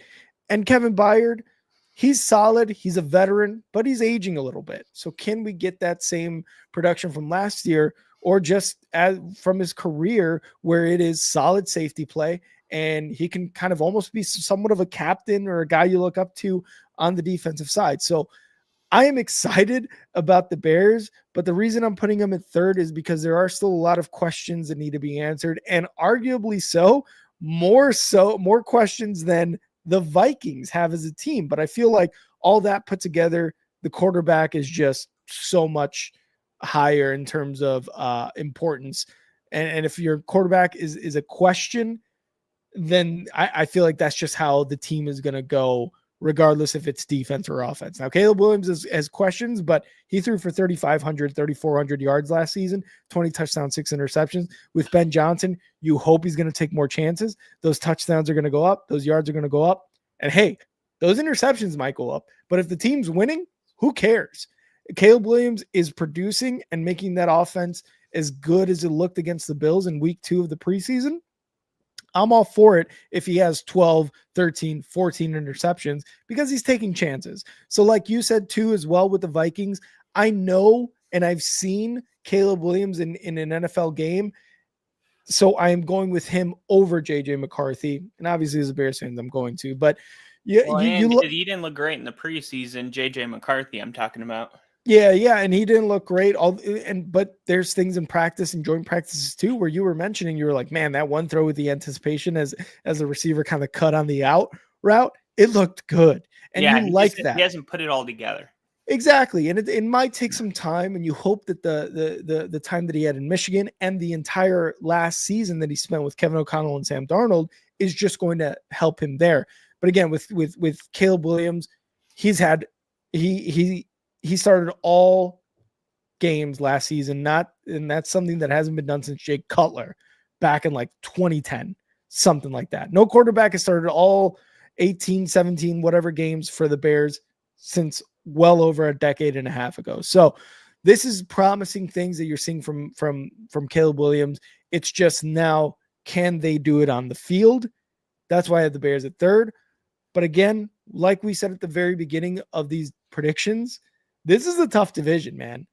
Yeah. While I think that the Bears and Vikings are going to be very close in terms of finishing 3rd and 4th in the division, they're not too far off from my top 2 teams. But with that being said, I got the Bears at 3. Yeah, and if you were to put, the quarterbacks into QB tiers, you would put JJ McCarthy in a tier underneath Caleb Williams. Yeah, I would do that for sure. And again, it's mostly because we've only seen preseason stuff from JJ McCarthy, no actual in-game regular season play yet. Yeah, and it's just like after that Thanksgiving game, I have the Bears at number 3. Yeah, don't remind me. After that Thanksgiving game where the clock's running out and Eberflus was just standing there, two things became apparent to me. One was that Caleb Williams should have known better. Even though that is like as armchair quarterback as it gets, is me saying that about a professional athlete. But it's like, what are you doing? Your clock's running out. Your quarterback is deer in the headlights. Your head coach is deer in the headlights. And we can't have the quarterback being deer in the headlights too. Yeah. So the second thing is that Caleb Williams was playing good when he played good in spite of Matt Eberflus, which is a lot different than Bo Nix playing great because he had all the talent, but Sean Payton was scheming things open and they were coming at it together. It was a partnership. It was like every right pregame, right before when they're stretching, Sean Payton would come out on the field and say, "What do you say, Bo Nix? You got 17 handshakes. Let's have some fun, Bo Nix." It's like you got that just quarterback head coach, like he loves him and he respects him. And like Caleb Williams was in a situation where he knew, and this goes back to that book that was written where his father said that, this is where quarterbacks go to die. And that was the only reason he didn't want to go to Chicago, is because he knew what the deal was. Like when he got there and he was in training camp, he knew he wasn't going to have a good year. He knew that the head coach wasn't the right coach. He knew the coordinators weren't the right coordinators. So I'm almost willing to throw away his rookie season completely and just start over anew. Yeah. And I feel like that's only fair. I did it with Trevor Lawrence when Urban Meyer left. And I would do it for any other quarterback that doesn't get a fair shot at his rookie the prize. year. Especially a number 1 overall quarterback that's carrying a tremendous amount of pressure, where the first excuse people have to say that you were a bust, it makes them happier somehow to feel that you're suffering. That is the Facts, reality of twisted people. I mean, there's still people out there, no matter how good our quarterback does, they will continue to find a different reason that it's not him, it's something else. Yeah. Yeah. So Caleb Williams he has a giant target on his back, and he came into this league and it didn't treat him fairly. And the coaching situation is abysmal. So let's just throw it all away and start over, and start off by taking a look at this roster. And you got a first round draft pick in a tight end that was the most polished, well-rounded tight end. Now, I thought this was possible when I saw how much Sam Laporta, and even before that, Hawkinson, what Ben Johnson always operated with an elite tight end, and a well-rounded tight end that could block and go out and be a real threat in the receiving game, which is rare. You got a lot of Travis Kelce's. You don't have a lot of TJ Hawkinsons and George Kittles. And that's what the Bears got. And that's why they had their first shot at a tight end, and they went with him. And a lot of people thought they would have gone with Tyler Warren. And it wasn't the case. And I was like, it actually makes sense. Yeah. So you got him, and then you got what's your other tight end's name? I just blanked. Cole Kmet. Okay. So you're going to be lining up in 2 tight end sets a lot, which is going to be good for being able to get the ball out of Caleb's hands quick. And these are going to be a lot of good, just like early drive starters where you get these it's kind of like a run, snap, throw, and you get some momentum, and you're able to now utilize these wide receivers where before last season, it was like the Bears have the best receiving core in the NFL. And anybody, good. It's so good. It's so good, right? You got so DJ good. Moore. You got Rome Odunze. Now you lost Keenan Allen. He went back to the Chargers. I believe. Yep. So who's your number 3? Luther Burden, baby, or Olamide Zaccheaus. Don't tell me that. I was like, you made us short about it. What do you mean is my number 3, baby? I thought we could just ignore that altogether. Although I will say Zaccheaus from the Commanders last year, he's doing really well. He's killing it. So, but more than likely it's Burden. Luther Burden, like when I saw Luther Burden in college, and I'm like, there's just so much. Like, he can line up as a running back. He is so dynamic after just imagine Deebo Samuel. Like, that's what you have in Luther Burden. Like, I know when people say Luther Burden, he hasn't proven himself. Just imagine I said, you have Deebo Samuel, Cole Kmet, then on the other side, you got Rome Odunze and DJ Moore. Yep. Okay, that's defenses are taking a shit. Right? There is just no reason for this team not to be great, not even good, great. There's no reason. I'm so excited. That's kind of what'd you say? I'm so excited. Oh yeah, and that's what makes you nervous as a fan. Yeah, is when you are okay. Well, here we go. I mean, we are supposed to be great, and if we're not great, we have no excuse. Yeah. Besides having to admit things that we don't even want to go to that dark place. Yeah. So this is, in a way, it's exciting. In a lot of ways, it's scary. And Chicago is, I think, in this division, it's where things get really interesting. Because the Bears have been the offseason hype team back-to-back years. But it's like this year, it feels like there's an actual reason to hop on the bandwagon. But it felt like that last year, but this year even more so, right? Yeah.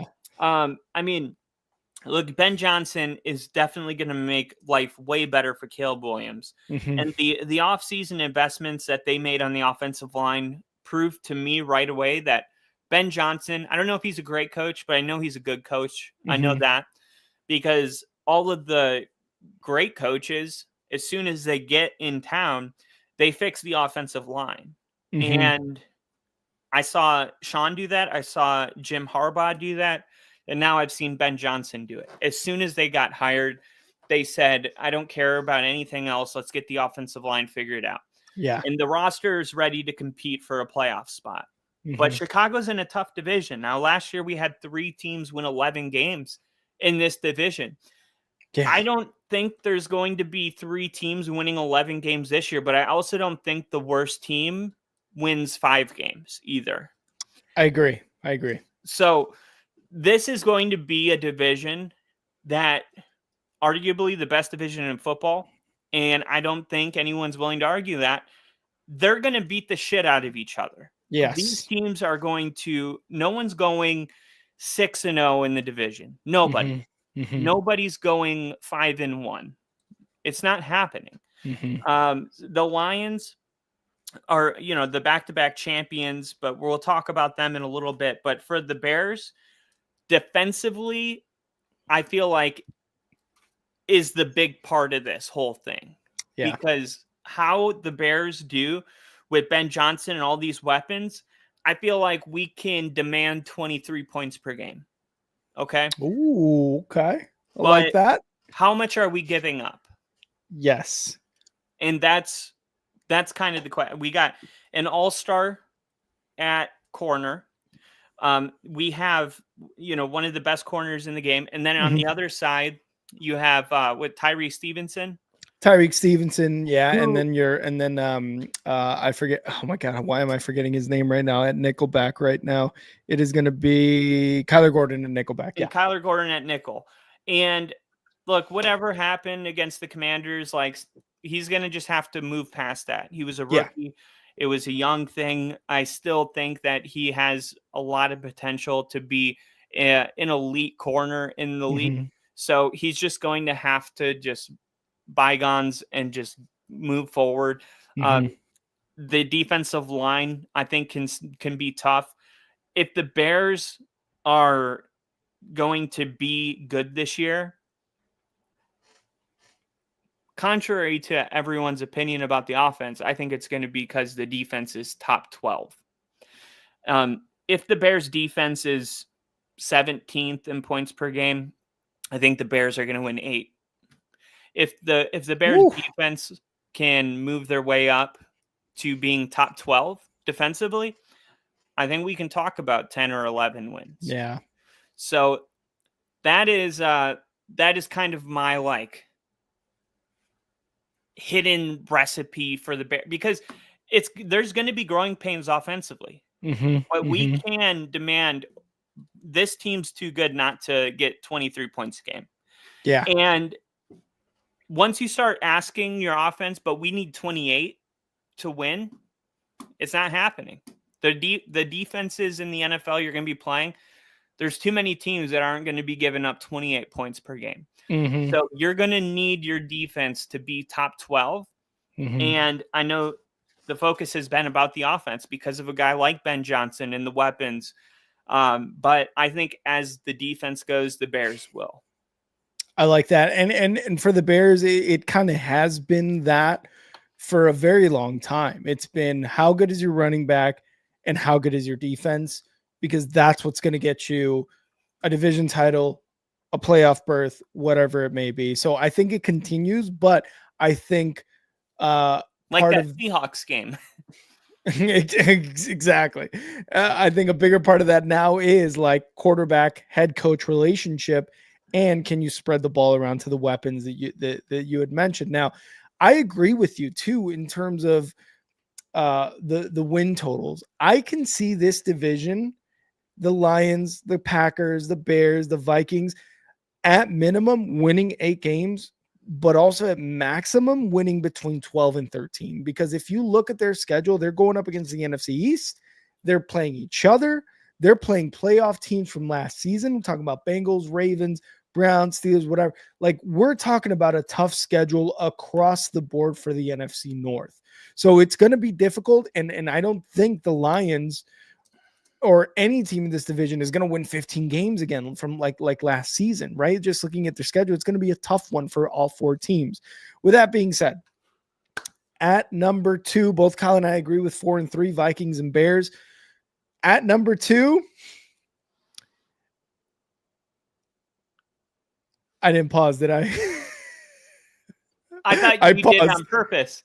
Yeah. And I was like, wait, Kyle hasn't moved. I think I paused, so I'm not going to say anything. I was frozen. I was like. So I'm glad we got that out of the way. At number 2 in the NFC North, I've got the Green Bay Packers.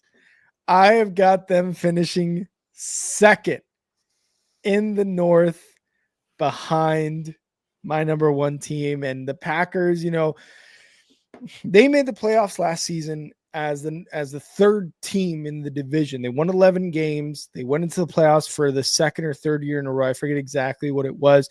And a lot of that, I feel like, was not necessarily Jordan Love. Like a lot of the talk during the offseason was the Packers have a great ensemble of number 2 and number 3 wide receivers. They go into the draft. Gutekunst goes, the GM, Gutekunst, whatever the fuck his name is, says, we're drafting a wide receiver. Who do they go with? They go with Golden and in the first round. And now it seems like the Packers have a legit number 1 wide receiver. It's not going to be Jaden Reed. It's not going to be Christian Watson. It's not going to be Dontavian Wicks or Dubs. It's more than likely going to be Golden with their first round selection. Now they kind of fill a hole there, but I think at the end of the day, Josh Jacobs and Jordan Love have got the team on their back.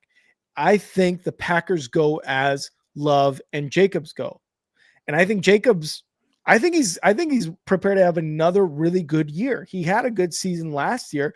And I think, for that reason, when they picked him up over and instead of keeping Aaron Jones, Josh Jacobs did really, really well. It was almost like he was trying to prove himself in the league. And it's like, no, Jacobs, you're good.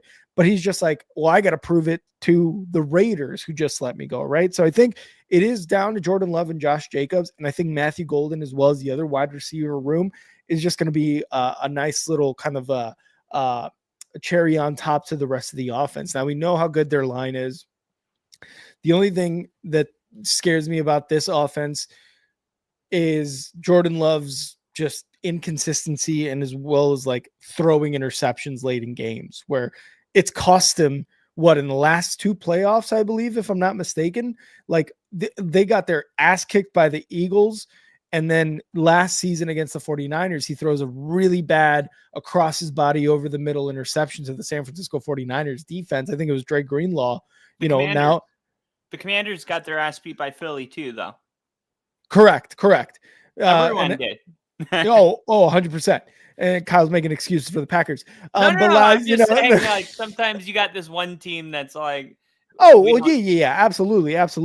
And like you said, the Eagles beat the shit out of everybody, but you're still making excuses for the Packers. Regardless, Jordan Love needs to kind of really not just improve in that section, because Jordan Love, first year starting, again, we've talked about this in the past. What did he do his second half of last season? He just led the league in touchdowns to interception ratios, and he had like the second most touchdowns behind Dak. Like, he can do this. He can absolutely do this. And the fact that he still has the floor there, the fact that he still has all of his wide receivers who he's connected with over the last 2 seasons, and then on top of that, you had Matthew Golden, like, it should be fine. But it seems like there's something in his head where he makes the wrong decision at like the worst possible time, and it's an interception, or it's kind of a slow start. And it sucks to be a Packers fan and see that. But if Jordan Love can improve on that, then the Packers can very well win this division this year. And I feel like a lot of people are going to have them winning the division. Again, this division with the North, I think, is going to be a minimum of 8 wins, maximum 12 to 13. And I think, the Packers, they can be up in that 12 and 13 range. But I've got, obviously the last team left in the division winning this one. I just think that right there is probably the biggest issue, because I think the Packers, it's going to be, like I said, Jordan Love and Josh Jacobs. How well do they do? I think Josh Jacobs is going to be well. So now it really is, how does Jordan Love do this season?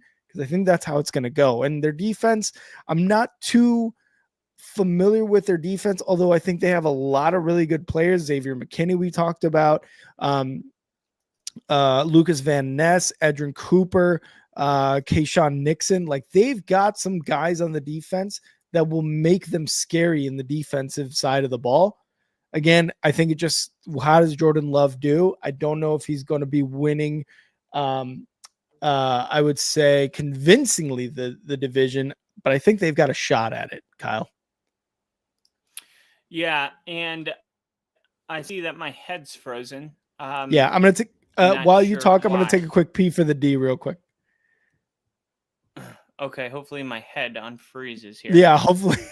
We can still hear you, though. Luckily. Can you hear me okay? Yeah, we can still hear you. Okay. All right. At my number, I'm going to switch the camera. Maybe that'll help. Hold on 1 second, guys. Bear with me. See what I did there? Bear with me. Okay, there we go.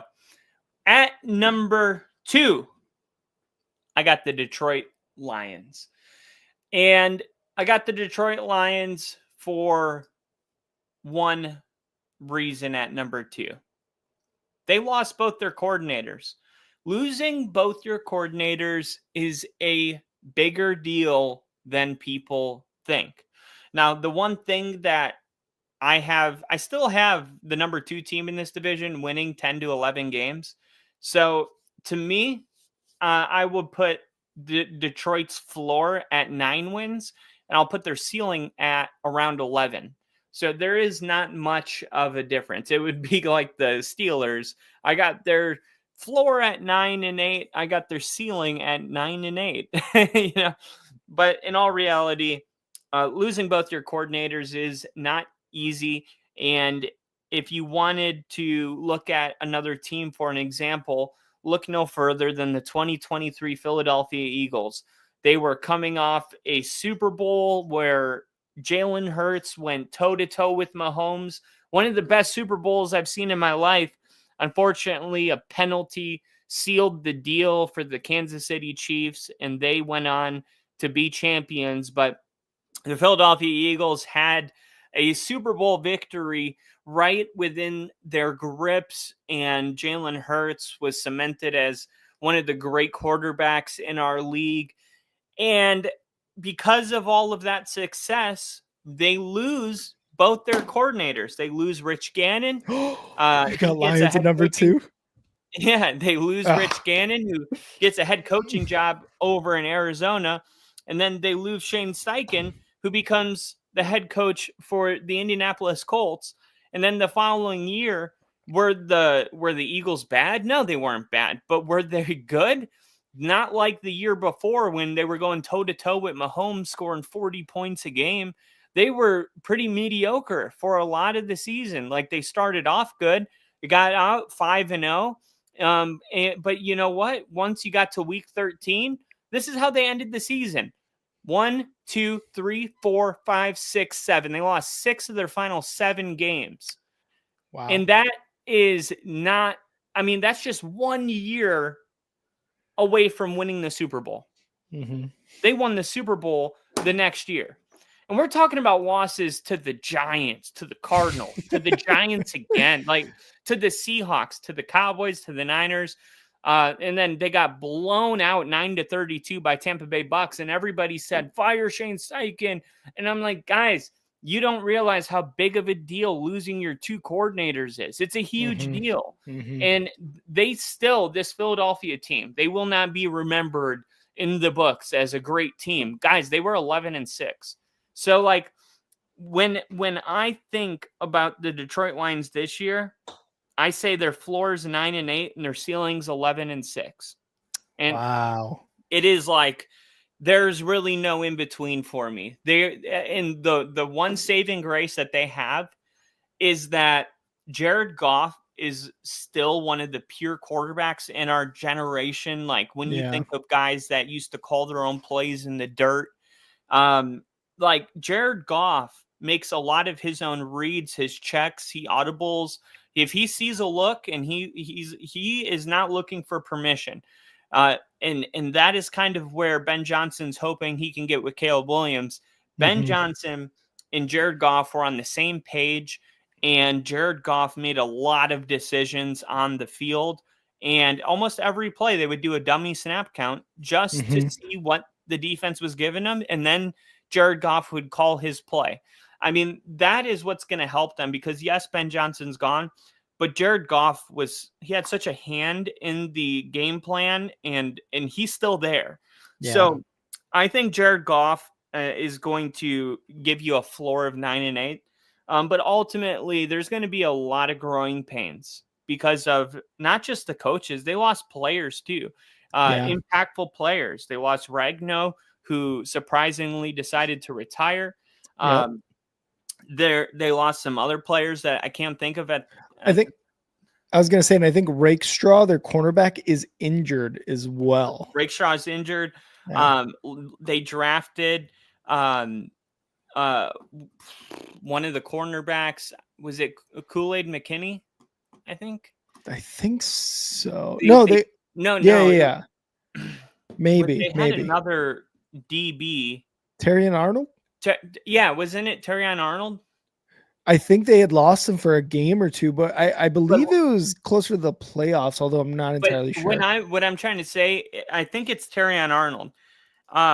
He, as long as he's a Detroit Lion. Yes, he is. Okay. Terrion Arnold was supposedly like the best corner in the draft last year, and he looked nothing like Cooper DeJean or Quinion Mitchell, who both went to the Eagles.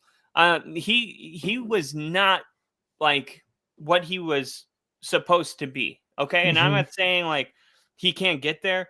I'm just saying he's a bust as of right now, just because he was supposed to be like the shit coming into the NFL, and he was shit last year with the holding penalties, the pass interference, he had a lot of that. Getting beat on a regular basis. He was tough to watch. And that's one of my like all-time whiffs, because I actually was drafting him in my mock drafts. Could you imagine if we had a top corner opposite Surtain? Well, we got one now. I was 1 year too early. Good thing we got Nix instead of Terrion Arnold. God. But yeah, it is. It's funny the hate is real. Work out, but look, he's going to need to take a step he's going to need to take a major step. And that I expect some growing pains, but the raw talent, the fact that they have David Montgomery and Jahmyr Gibbs, like the running game they give you, and St. Brown's and TJ Hawkins or Sam Laporta, like these guys are still ballers, and they're still going to go out there, throw a couple more interceptions than they did last year, score less points than they did last year. But that still puts them top 10 in the NFL. You know what I mean? So overall, the reason they're not my number one is because they lost both their coordinators. There's going to be growing pains, just like there's going to be in Chicago. So I can't just like put them ahead of a team that has continuity at the quarterback, head coach, offense coordinator, defense coordinator, had a good draft class. I just can't do it this year. Yeah. And I totally understand that, because I've definitely been one of those guys who is like, you lose both your coordinators, regardless of how many starters you bring back, your head coach is still there, blah, blah, blah, blah, blah. It's going to be tough. Now the Eagles are obviously one of those teams that you look at and you're like, oh, they've been doing pretty well. The Bucks even too, as well. Right. With Baker, but I totally understand where you're coming from. Now, I've got the Lions winning the division mostly because of a lot of their starters. Now, again, they lost both the coordinators. They lost defense and offensive coordinator. Is it going to be tough for them? Absolutely. The turnover on that is just difficult to overcome no matter what team you are. We did see what happened to the Eagles prior to them winning their Super Bowl, getting absolutely destroyed by the Bucks in the 2023 playoffs after they lose their offensive and defensive coordinators to other teams as head coaches. But then you see what happens again is they win the division or the Super Bowl the following year. There's going to be some things there where you're looking at this Lions team. Maybe it's early in the season or middle of the season. You're just like, this is tough to watch. There's going to be some of those games, I think, because of one, their very difficult schedule, and two, because of the losses that they've endured. The thing that has me higher on the Lions winning the division than the Packers. And again, these guys are going to be maybe a game away. It's going to be Vikings and Lions from last year. I feel like that is what it's going to come down to. Maybe a game away from winning the division for both of these teams. The return of Aiden Hutchinson, who was basically the defensive player of the year last year before he got injured. Yeah. Wait, can I say something really quick? Yeah. Fun fact. I have a 3-way parlay to win $31,000, and it's Hendrickson winning comeback player of the year. Mm-hmm. Jared Verse winning defensive player of the year, and Bo Nix winning MVP. Oh shit! How much do you win if you get that? $31,000. Oh, I hope it does. This will be the first time I'm actually like Bo Nix for MVP. Nix MVP. If you won 31K, I'd be like yes. I feel like Trey or Aiden Hutchinson's like a lock for a comeback player of the year. He's got to be, man. I mean, and you saw how hard he worked last season to try to at least get back. Like we knew he wasn't going to get back. Other guy. What's that? CMC is the only other guy. True. And that's why I hedged that bet with CMC on the other one. As the comeback player of the year. I love it. And again, we saw what Aiden Hutchinson did. I mean, you look at the defensive side of the ball, Alex Anzalone, Hutchinson, DJ Reader, Terrion Arnold. I know you have your issues with him, but they bring in DJ Reed from the Jets last season to kind of try to supplement that, as well as the losses that they took on the defensive back. And again, let's look at their offense. Jared Goff, Jahmyr Gibbs, St. Brown, Jameson Williams, Tim Patrick is a very nice surprise, Sam Laporta as well. But the biggest loss on the offense outside of Ben Johnson as their offensive coordinator is Ragnow at center, right? I feel like luckily Ragnow, and I'm not saying like good thing he left. Good thing he left at the time he did, because now their center, Graham Glasgow, can kind of build that rapport with Jared Goff. And I'm sure Glasgow has been there and knows the cadence of Jared Goff. Jared Goff's been there for a few years now. So I think that relationship isn't going to be so difficult as bringing in a free agent center to work with your quarterback, right? I feel like it's going to be a little more seamless, but it's still a big position to replace from your team last year that was supposed to be a Super Bowl bound team. So I feel like that might be the biggest question mark on the offensive side of the ball. And on the defensive side of the ball, obviously they're bringing a lot of people back, a lot of their starters, and how dominant they were. But this is going to come into question no matter what. And I feel like it's going to be mentioned all the time during big games that the Lions have, is like, well, the coordinators left, blah, blah, blah, blah, blah, blah. Are they going to be as good, this and that? So those are the biggest question marks. Again, at the end of the day, I think the Packers and the Lions are going to be very, very close to division winners. There will be a game apart, and the Bears and the Vikings are going to be a game or two apart as well. Like you said, this floor is like 8 wins, max 12, 13 wins for me. Ultimately, so I've got Lions, NFC Packers North, or the Rams will be playing the Broncos in the Super Bowl. Boom.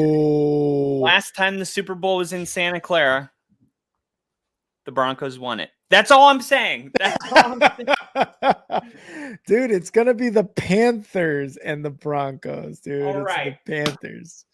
All right. Now tell me why you're picking the fucking Cheeseheads. My number one pick for the NFC North. Boo. Is the Green Bay Packers. Boo. Look, this guy. Case for Green Bay winning the division is pretty easy. They went 11-6 last season and made the playoffs. Trash. And yet, if all you read was the offseason narratives, you would have thought that they bottomed out, fired their coach, and didn't know what was going on with Jordan Love. It was Exactly 11-6 is a pretty good baseline. And was last year the season that Packer fans hoped? It kind of started off weird with Jordan Love getting injured in Brazil, and then but they still handled business against the teams that they were supposed to beat. Finishing 11-6 is a pretty good job. The real issue is that they finished 1-5 in the division. Flip one or two of those games and we're having a completely different conversation. Yeah. I mean, the narrative surrounding Jordan Love, it got to the point where he had to defend himself this offseason. And tell people, like, look, I played injured for a ton of this season. Yeah. I've been the starting quarterback here for 2 seasons. My worst season, I went 11-6. Like, actually, the year before, I feel like Love didn't really get going until like week 6 or week 7.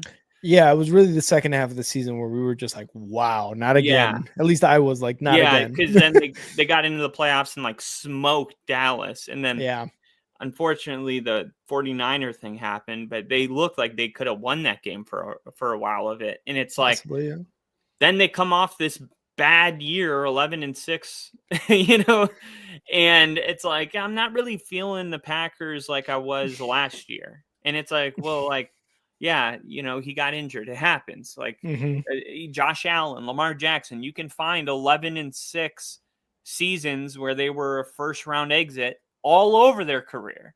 And, it's not hyperbole to say that the Green Bay Packers have not drafted a first round wide receiver ever. ever. This just doesn't happen in Green Bay. And I think that was one thing the office knew is like, hey, we got a lot of number twos. Lot of number twos. Like a lot of shits. Yep. We got a lot of Romeo Dobbs. We got a lot of Christian Watkins. We got a lot of what was the other one? Jaden Reed. There was even one more I was trying to think of. Dobbs. No, he played Dontavion Wicks. Like, they had a lot of those, but it's like, can we get a real guy? Yeah. I mean, in Love's metrics on early downs last year, they were comparable to all of the top quarterbacks. I mean, last year, Jordan Love was also a victim of 23 drop passes. That is, per Next Gen Stats, the stats, the 5th most in the NFL. So if his wideouts hadn't fucking dropped the ball in such big spots in the game, I feel like the Packers' record would have looked different, and people would have looked back on the season and thought different. There was a lot of drop touchdowns last year, and now you're bringing in Matthew Golden and another wideout who's going to potentially, take that stride to be that number one guy. So I feel like the passing attack is going to improve, even if he's just on the field. Like, opponents are going to have to focus on him, and it's going to open up more for Jaden Reed, who's been kind of like just gadget piece that gets you a 97-yard touchdown, and then you don't see him for a couple weeks. I'm hoping that he can get into a more consistent role, but I feel like there's enough evidence to believe that Love is on an upward trajectory from when he started to where he's at now. He's only going into his 3rd year as being the starting quarterback, but we saw what we saw. And I've known for a while now, Jordan Love is going to be one of the good quarterbacks in our league. And that alone should bring optimism for the Packer fans, is that they do believe right now they have the best quarterback in the division. And until Caleb Williams or JJ McCarthy or Jared Goff with a new OC prove otherwise, I'm going to bet on the Packers to score more points than any other team in this division this year. Wow. Jeff Hafley, his arrival helped turn around an underperforming defense last year. Remember when Hafley got here, no one knew what to think. He was this guy that came from Boston College, and it was like, what is this guy? Who is he? Why him? The Packers finished 6th in points allowed, 5th in yards allowed. The last time Green Bay was inside the top 10 in both of those categories was 2010 when they won the Super Bowl. So this group was really solid in coverage. You had Xavier McKinney, who was looking like a defensive player of the year candidate. By week 5, he had like 4 or 5 interceptions. He was on it. He was on a tear. He was on a tear. And I feel like if Hafley can just create a little bit better pressure up front, Luke Van Ness finally lives up to his draft status, and they can be as dangerous as a defense or even more dangerous than they were last year. Jordan Love is healthy. The Packers could be a sneaky Super Bowl team. And this is how the Eagles did it, where they were in the Super Bowl. The hype was here, lose both coordinators, get bounced in the first round, and then everyone slept on them last year. Yeah. Because the Super Bowl winner is always the team that you're like, shit, I didn't believe it, right? It's like no one had the Eagles going to the Super Bowl last year. No, they wanted Sirianni fired in like week 5. Yeah, and here he is winning the Super Bowl. They wanted Sean Payton fired after his first season with Russell Wilson. I mean, it's like fans are so quick to be like, oh, we didn't have a ton of success. I'm not feeling it. It's like, yeah, I mean, you're not always going to be coming off of an NFC championship game where you lost 41-40, right? That doesn't mean that you can't make a bunch of improvements in the offseason, get healthy, and just lace up the cleats and have another legitimate shot at competing. And that's where the Eagles were last year. I think that's where Green Bay is this year. But ultimately, they're going to have to prove it. Golden's going to have to work out. They're going to need some defensive players to take another step. But I think they're in the best shape of any of the teams in their division. And I would say, if I'm being devil's advocate here, if Golden doesn't perform like a real number 1 wide receiver, if Love is just a mid-level starter and those flashes were just, far and few in between, and Hafley's defense kind of devolves into what it was before his arrival, the Packers could struggle to keep pace with the other offenses in the division. But I don't see any of those things happening. The only one that could come true is Golden not being a real number 1. And if that's the case, then they just have another number 2. Another number 2. The most number 2 wide receivers in the league. So, for myself, I've got the Lions winning the division, followed by the Packers, the Bears, and the Vikings. Kyle has got the Packers winning the division, followed by the Lions, the Bears, and the Vikings. We agreed on our bottom 2. Our top 2 is yet. It's a little blurry, but I can see it. NFC. So it's on top. It's the Vikings 8 and 9. No. It's written 4-3-2-1. So 4-3-2. Oh, okay. So they go 8 and 9 or 9 and 8. And then the Bears 8 and 9 or 9 and 8. Yeah. And then I have the Detroit Lions going 9 and 8 or 10 and 7. And then that's a floor and a ceiling. So it goes Minnesota. Their floor is 7 and 10. Their ceiling 8 and 9. The Bears 8 and 9 or 9 and 8. And then Detroit 9 and 8 or 10 and 7. And then the Packers 10 and 7 or 11 and 6. I like it. All right. Well, that's our NFC North division predictions. And I just remembered I didn't put a poll up. Guys. I'm sorry. I am going to put a poll up tomorrow. You didn't put a poll up? I'm sorry. You got to do a pull up. That was the deal. Kyle. If you didn't put the poll up, you had to do a pull up. Kyle, I can't do pull-ups. Can you hear me, Kyle? I can't do pull-ups. Well, I got something for you. That's what I was looking for. Are you ready? I can't do pull-ups, Kyle. Opportunity to put them in the graveyard. Join us up. Got him. I made a video for our NFC North. AFC North? AFC North. Yeah. Are you ready? Let's see it. Make sure you guys turn it up. Turn it up.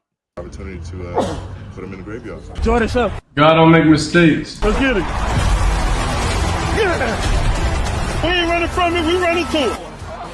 Oh my God!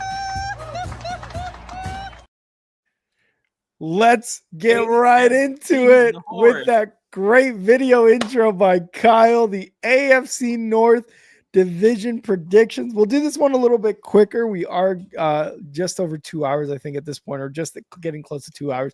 So we'll go through this one quickly. Again, we're going to go fourth, third, second, and first. I started off last with an NFC North, Kyle, so I'm going to let you go first. Who do you have at fourth in the AFC North? The Cleveland division? Browns. Yep. The Cleveland Browns are going into this season with Joe Flacco as the starting quarterback. That alone lands them a spot at number 4 in a really tough division.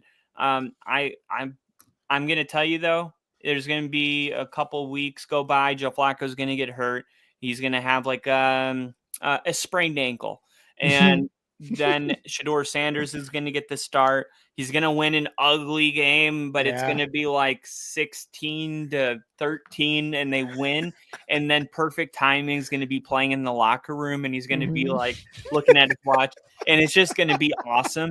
And that is kind of what the Cleveland Browns can bank on this year is vibes and vibes alone, because without Shedeur Sanders, I don't think there's many asses in those seats, but hopefully Joe Flacco sprains an ankle or something and we can get Shedeur Sanders on the field, because he's just much more of an exciting story. And I feel like if you're an owner, you have to sell hope. At the end of the day, you're not selling hope with Joe Flacco. And the Colts and the Browns are the only 2 teams in the NFL that really didn't sell hope to their fan bases. So hopefully we see Shedeur Sanders on the field, because Joe Flacco is not going to really get him to a Super Bowl.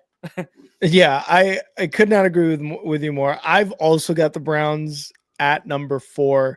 The quarterback thing is like number 1 on the agenda, right? Like Joe Flacco, for as well as he played a couple seasons ago with the Browns, getting him into the playoffs, because of the Deshaun Watson injury and really that whole Deshaun Watson thing going on. You bring back a familiar face and you're hoping you can at least continue to resemble that success you had, because you're bringing back 2-time Coach of the Year Kevin Stefanski, right? And you're hoping that can continue. Now, at running back, they've got veteran Jerome Ford, but they also bring in Quinshon Judkins, who I would assume they're expecting to be RB1 and to kind of fill that Chubb hole, I guess I would say, in the running back room. And then you look at their wide receivers. Jerry Jeudy's their best guy. He had a really good season last year, and he's probably going to continue that, whether it's with Joe Flacco, whether it's with Shedeur Sanders. Who knows? Hopefully, if you're Jerry Jeudy and a Browns fan, you're like, can you please just be the guy we need to be a wide receiver 1, because we really don't have too much else. Outside of that, Cedric Tillman, Jamari Thrash, there's really no one else in that wide receiver room until you get to tight end David Njoku, who had a really good a season last year or the year prior. I forget exactly when he had a pretty good season. The defense is still going to be pretty damn decent. I mean, you're bringing back, you re-signed Myles Garrett to that really good deal. Malik Collins, Devin Bush, Denzel Ward. You've got some guys on the defense that you're hoping can continue the success that they've had in recent years in terms of being dominant. But I've got them 4th just because Joe Flacco is going to be their QB1. I mean, he's 40 something now, 39, whatever it is.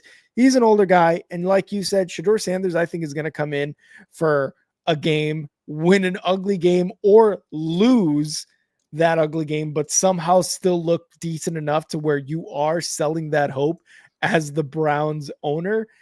And you're going to get fans, those asses in the seats. Regardless, I think asses in the seats are going to be there for the Browns, because those fans are just way too great, much better.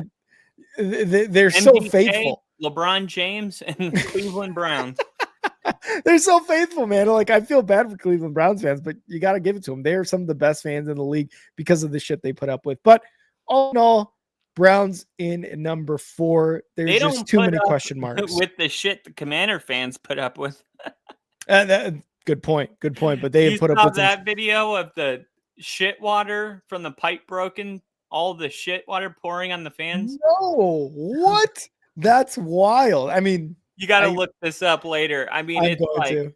That's I would wild. file a lawsuit, dude. I would They be should. like, someone's getting sued. Fuck They that. How many billions of dollars do you guys have? they absolutely should. But again, like Browns, they're coming in last in the division. The other 3 teams are just, I think, are going to be way, way better.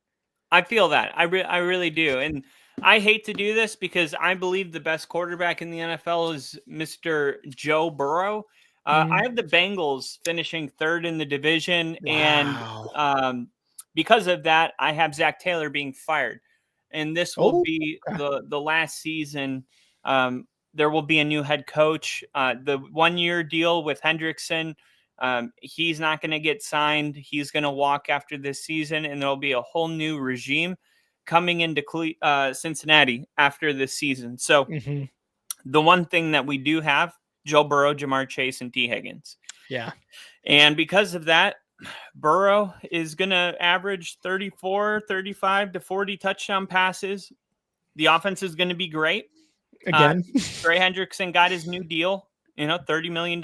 He's going to ensures, at least 15 to 20 sack production, boosting a defense that was ranked 25th in points allowed last year. But they got a new defensive coordinator, Al Golden, rookie Shamar Stewart, Demarius Knight Jr.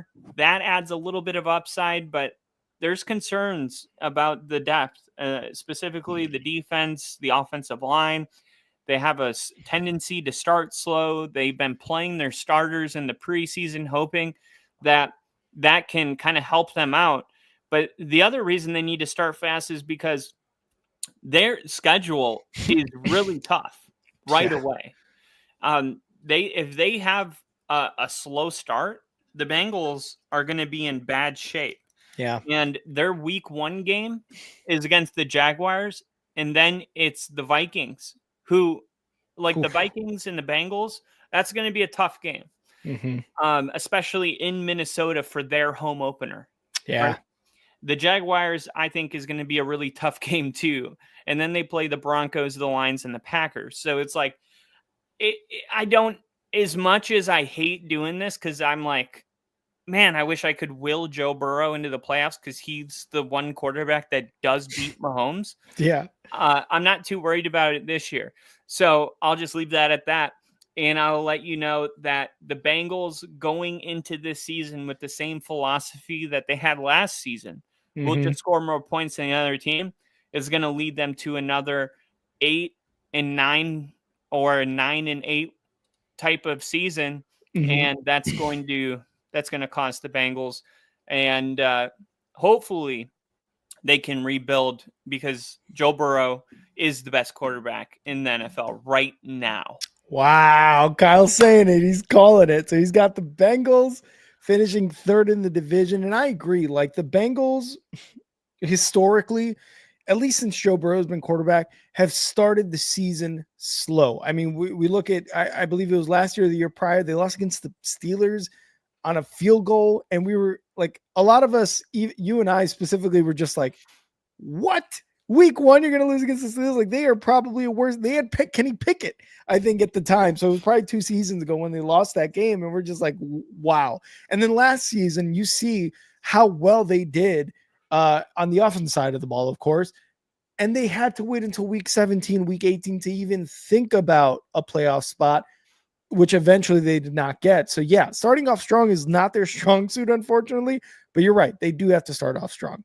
At number 3, finishing 3rd in the division in the AFC North for me, is actually going to be the Steelers. The Steelers are going to finish 3rd for myself in the division. Look, Aaron Rodgers, that was their biggest pickup outside of DK Metcalf, right? They've got some players on the offense. Jalen Warren, probably going to be a much better running back than Najee was last year. Like, he has to continue to build on the success he's had, Jalen Warren. But can he do it? Like, don't get me wrong, Jalen Warren was a good spark plug in those times when it was like, all right, Najee Harris doesn't have it. But Najee Harris still had a decent season last year. So now it's up to Jaylen Warren to be like, okay, can you be the consistent back, the 3-down back, yes or no? And if not, they got Caleb Johnson in the background from Iowa State, who they just drafted this past offseason. So if Jaylen Warren isn't it, let's bring in Caleb Johnson. I think Caleb Johnson, though, does have like some issues. I forget if it's an injury or if he's not necessarily a 3-down back. Regardless, I think it's going to be the Jaylen Warren, Caleb Johnson type of 2-headed monster there, running back, which I don't think is going to be a bad thing. Now, with the quarterback, Aaron Rodgers, you hope that he really is going to have that bounce back season from his Achilles. And if not, you've got a guy you've known for a really long time in Mason Rudolph backing him up. Will Howard from Ohio State is the third quarterback in the room there. Maybe he can do something if it happens to be on his shoulders at the end of the day. DK Metcalf, Calvin Austin the third, Pat Freiermuth, those are going to be awesome guys to have in the offensive room. And with Aaron Rodgers throwing them the ball, I think it can work. I think it can absolutely work. But it all depends on Aaron Rodgers and how well he's doing, because you hope the last season with the Jets was just something completely out of the ordinary for Aaron Rodgers, which generally it is. On the defensive side of the ball, the defense is going to be good, man. I don't really see any issues with the defense. They bring in Jalen Ramsey. They bring in who was it? They got rid of somebody. They got rid of their safety, didn't they? The Steelers? Yeah. Did they not? Maybe I'm thinking of something. They acquired Minka Fitzpatrick. Did they acquire him? I don't see him on the depth chart. That's so weird. So they did bring in Minka Fitzpatrick. Yeah. No, they traded Ramsey for Minka Fitzpatrick. That's what it was. Oh, he was a part of that trade? He was. Let me make sure. Minka Fitzpatrick for the Miami Dolphins. Yeah, they traded Fitzpatrick to the Dolphins for Jalen Ramsey. I don't know. I really don't know why. Like Jalen Ramsey, don't get me wrong, pretty solid veteran, but I think he's past his prime in terms of being that shutdown corner.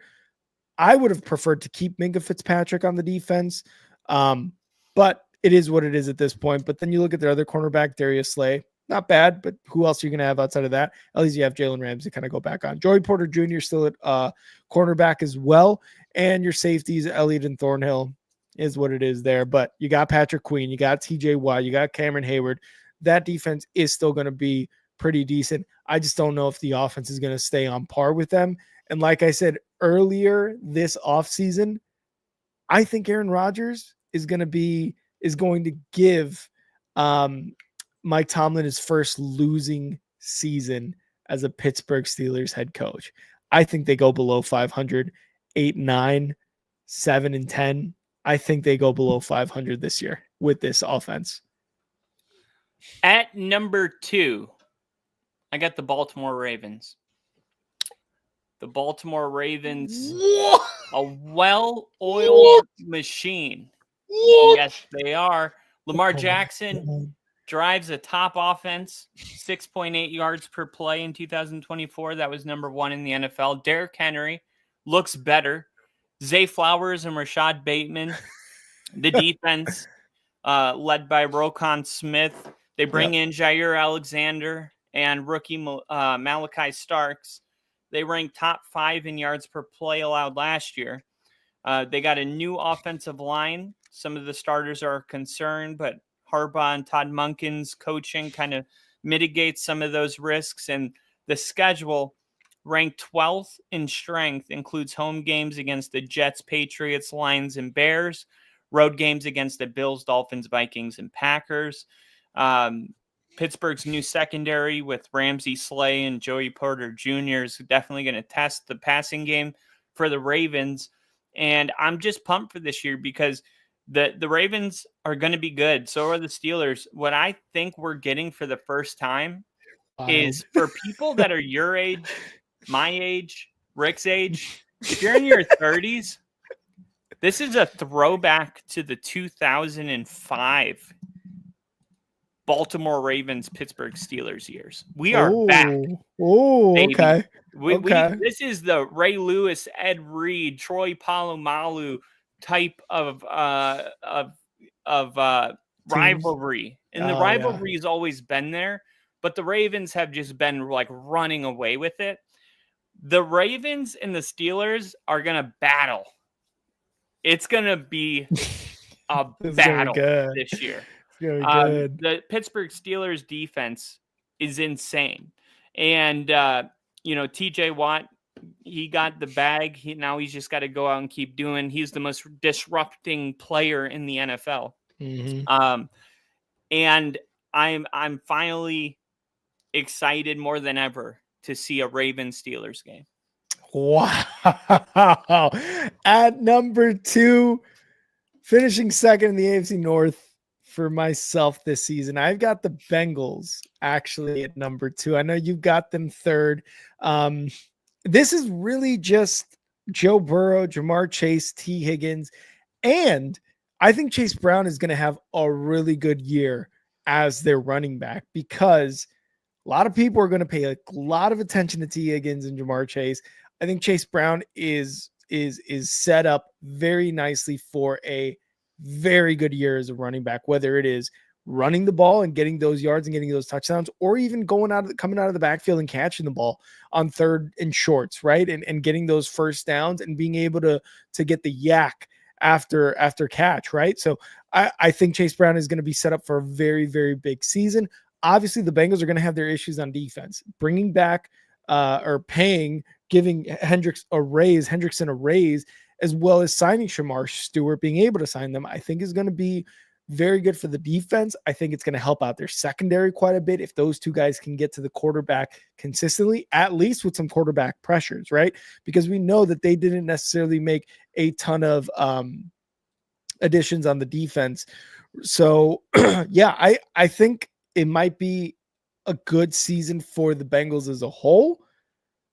I don't think the defense is going to really get out of the depths of kind of bottom dwellers of defensive stats wise, but I think they're going to be a little bit better to where they can compete for the division, and they can even swing a wild card position at the end of the season and try to get into the playoffs. So I've got the Bengals at 2, again, mostly because of Joe Burrow in that offense. And again, I think Chase Brown is going to have a big year.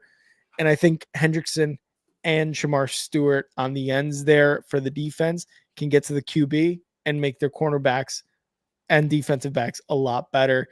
Hopefully that's enough for the Bengals to really, really, reward their fans after a bad year last year. So I got the Bengals at 2.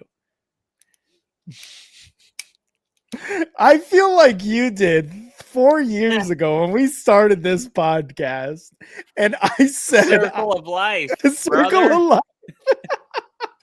Kyle, who do you have winning the AFC North? Give me the Steelers this year. Give me the Steelers. And you know what? Aaron Rodgers effect. No, Aaron Rodgers has little to do with it, but he has a lot to do with it at the same time, if that makes sense. Okay. I'm going to go back to what I said earlier. Everybody's doing that thing where a quarterback has a bad season, a team has a bad season, and then they just are like, this is what we got now. Mm-hmm. Saquon Barkley, Kirk Cousins, Aaron Rodgers, any Achilles injury, they don't look good their next year. They don't. And because last year, and by the way, the Jets are they're one of the most poorly ran franchises in the NFL, and it's been that way since. I mean, they just can't figure it out, and it starts with ownership, and it trickles all the way down. And they are, look, Brett Favre finished his career in Minnesota, and even though it ended in an NFC championship, mm-hmm. It should have ended in a Super Bowl. He threw a terrible interception. That team, Brett Favre had one of his best statistical seasons, and he was just coming from a year with the Jets where he looked like he was like not himself, and Minnesota didn't know what they were going to get. It all resembles this, right? But Minnesota had a great defense and they had weapons on offense. And Brett Favre was able to go out there and have play like free and fun. And Aaron Rodgers has kind of gone to the New York Jets where the expectations were Super Bowl and he couldn't figure it out in the ownership and he was butting heads with people. And it was like, he is kind of moving on to his second year post ACL. And now he's with a different team where he's established a good relationship with Mike Tomlin, where ownership and everything underneath runs like a well-oiled machine, just like everything in Baltimore does. And he's got a really good defense. The Jets were supposed to be a really good defense. This is actually year in and year out a really good defense. It wasn't like the Jets had that one good year and it was hype. This is actually a top 5 defense you're getting. Yeah. And you mix that with Aaron Rodgers feeling like, look, this is my last year playing football. It's all about going out there and having fun and removing the pressure and the stress of winning a Super Bowl and just going out there and having a good time with this defense and bringing in a DK Metcalf. That's going to help massively because they've already been throwing to each other even before he was officially a Steeler. Remember, they were throwing at UCLA. They bring in Jonnu Smith, and Jonnu Smith is one of my, I was like looking at him as a sneaky fantasy guy because he had crazy production last year. And now that Pittsburgh has Jonnu Smith, he's going to have a good season because Aaron Rodgers is going to be looking to get the ball out quick, and Jonnu Smith is going to be his safety blanket. Darius Slade, Joey Porter, I mean, this is a lockdown secondary, and then TJ Watt is going to be, the disruptor he is every year. But how many games does he miss because of injury next year, though? TJ Watt? Yeah. 2. I say 3, but all right. But Mike Tomlin's no losing season streak. Like last year, Russell Wilson and Justin Fields, and they were at 10 wins. And that's with losing 4 in a row to close the season. This was a team that was 10-2 by week 12. A 10-2 team that improved on defense, improved at quarterback, and improved all the way around. This is a signature team that nobody believes in because they are listening to last year's song and the radio station has changed and nobody's changed it. And no one's hearing the music. I can hear the music in Pittsburgh and it sounds like the music of champions. I love when Kyle gets into his metaphor bag because he pulls out some fucking gems. At number 1, winning the AFC North for me is the Ravens. The Baltimore Ravens are winning it again this season. I don't know how many years that makes it in rows. Would this be the 3rd if they win it? I believe so. I can't remember because Joe Burrow was injured. The Bengals won it in 2022, right? Well, I don't even know if they won it when they went to the Super Bowl. That's actually a very good question. I don't know either. Regardless, I've got the Baltimore Ravens winning this division. They're bringing back everyone. Kyle, did they? They won it 2 years in a row. The Ravens? The Ravens. I looked it up. Okay. I said, how many years in a row had the Ravens won the North? The AI said the Ravens have not won the AFC North in a row for multiple years. They have won their last 2 consecutive AFC North titles. Gotcha. Isn't multiple 2? I don't know what the fuck AI is doing. Fucking clankers. It says they've not won for multiple years. They've won their last 2. Okay. Well, that's AI for you, everybody. You're terrible. I've got the Ravens again. They're bringing back damn near everyone, right? Lamar Jackson, Derrick Henry, Zay Flowers, Bateman, bringing Hopkins was on the team last year. He's still on there. Andrews, likely. The entire defense is there. Everyone is there. They got Nate Wiggins, Marlon Humphrey, Jair Alexander, who they brought in from the Packers. Van Noy is still there. Matabuke is still there. Roquan Smith. Like, top to bottom, this roster is just talent on top of talent. And all of these guys are veterans. They're just that damn good. So for me, I think it's an easy pick, although sometimes the easy pick doesn't always work out. But for me, I think the Ravens are going to win it a third year in a row. And while I understand why you got the Steelers, no team has ever won the AFC North 3 straight years since the division was created. It's going to be the Ravens in 2025. Then I'm betting on it, baby boy. But I see why you got the Steelers, and I think this rivalry now with Aaron Rodgers is going to be a little bit different. I don't think it had the same sort of animosity with Justin Fields and Russell Wilson last year. I didn't feel it. I didn't really hear anybody else feel it. But I think with Aaron Rodgers, it might kind of go up a bit, as well as DK Metcalf. DK Metcalf likes to just punch people in the middle of games. That's what he does. Okay, so I think with that level of intensity that he plays with, it can absolutely elevate this rivalry. Now, just focusing on the Ravens, Lamar Jackson had another MVP type of season last year, obviously went to Josh Allen, but Lamar Jackson's already a 2-time MVP. You bring it, you still got Derrick Henry, all these other guys. The biggest question for me is, can Zay Flowers, can Rashad Bateman, and can DeAndre Hopkins be a very formidable wide receiver room? You know, Zay Flowers has been wide receiver 1 for the last 2 seasons now, but it just seems like, mostly because I keep drafting him in fantasy, it just doesn't seem like he's actually a wide receiver 1. He has these games where it's just awesome. And then he just goes silent for like 3-4 weeks, right? So it's really up to Flowers, Bateman, and Hopkins whether they can make this wide receiver room an even more complete type of team with their production, because I think Isaiah Likely, Mark Andrews, and Derrick Henry, as well as Lamar Jackson, are going to have a majority of that offense, are going to create a majority of that offense, I should say, for this team. And, you know, that's not to say that they haven't already, but it just seems like it, if the wide receiver room doesn't step up, it is just going to be those 4 guys. There's really not much I can say about the defense. It's going to be dominant. You've got so many names that have just been dominant for so long. I think it's just going to continue. And you got Harbaugh as a head coach. Like, the consistency's there. You know, we've been talking about consistency in terms of coaching staff.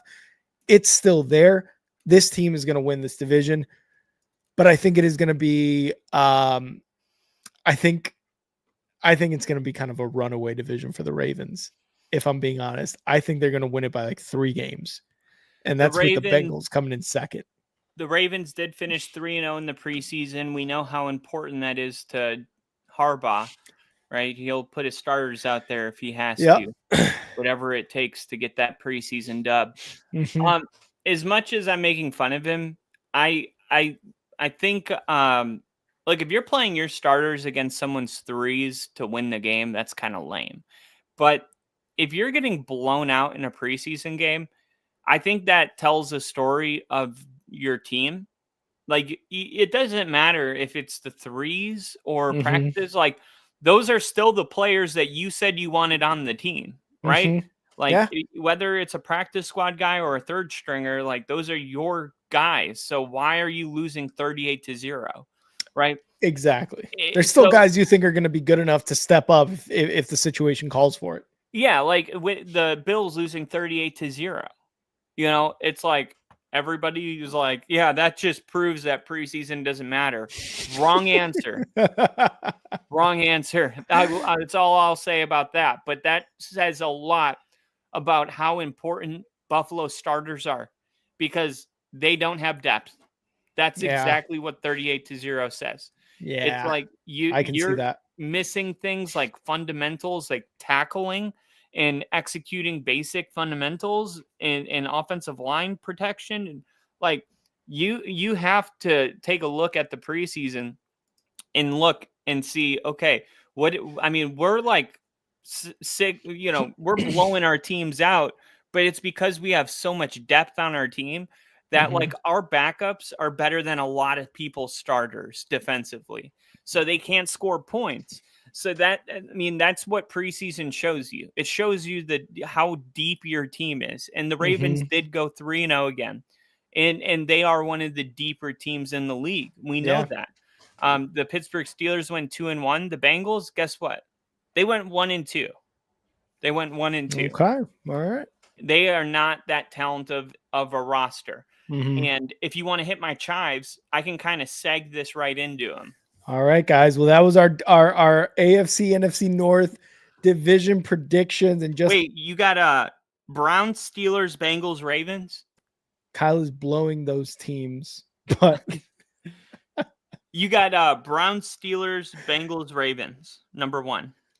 I've got Ravens at number 1, Bengals, Steelers, and Steelers Browns. Browns at 4. And I got Steelers, Ravens, Bengals, Browns. And I was tempted to go Steelers, Bengals, Ravens, Browns because the first letters would have been SBRB, which would have stood for Super Bowl reserved for Broncos. So I wanted to do it, but I couldn't do it.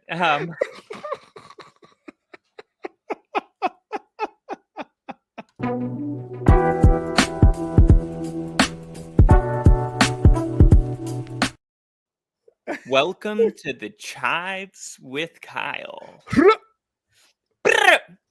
All right. Well, I hope you guys enjoyed those predictions. Me and Rick not agreeing on anything. It's awesome because it makes it more exciting.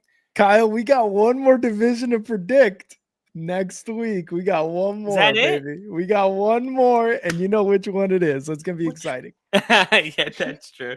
It's gonna be a good time, man. 10 days away from football being here. I can't believe it. Woo! Just a reminder, I'll be going live tomorrow to talk about all the waiver wire and things of that nature that are going to be taking place tomorrow. The top 100 players. Can you believe Quinn Meinerz was snubbed from the top 100? There was only one other player that had similar production to him, last year on the offensive line. And I was like, I was actually like hurt by this because I'm like, Lane Johnson was the only other guy that was even remotely like playing as good as Quinn Meinerz, and he was snubbed. Like, to not be on the top 100 is absolutely wild. Yeah. Wild. And I guess that's just the story of being an offensive lineman. You don't get recognized. Yeah. I don't know why. He's a white dude with dreads. Like, he signed my arm. Kyle said he's a white dude with dreads. How are you not going to put that on? How are you not noticed? Like, his combine video was him just benching a tree log. He went to Whitewater, Wisconsin. It was a bamboo tree. It wasn't that. It was not a bamboo tree. It was in log, dude. I'm telling you. But give you a log. I just wanted to open it up to the comments. The top 100 is almost over. I wanted you guys to tell me, who do you think was the biggest snub this year? As far as somebody that was really deserving that didn't make it. Because every year there's a couple. Every year. Yeah. And this is the video while you guys come up with your answer. Who was it, guys? Let Kyle know who you think got snubbed from the NFL top 100. Can you hear that? Yeah, what the hell is this? Oh, is this Quinn? Yeah. Here, I'll make it big. Yeah, I bet you can make it big. What is this shit? What the fuck is that a what is that? It's a kegerator. Oh, that's so funny. It looks like a propane tank or something. He's running up the stairs. This guy is like, oh, but two plates, that's combine right there. Wow.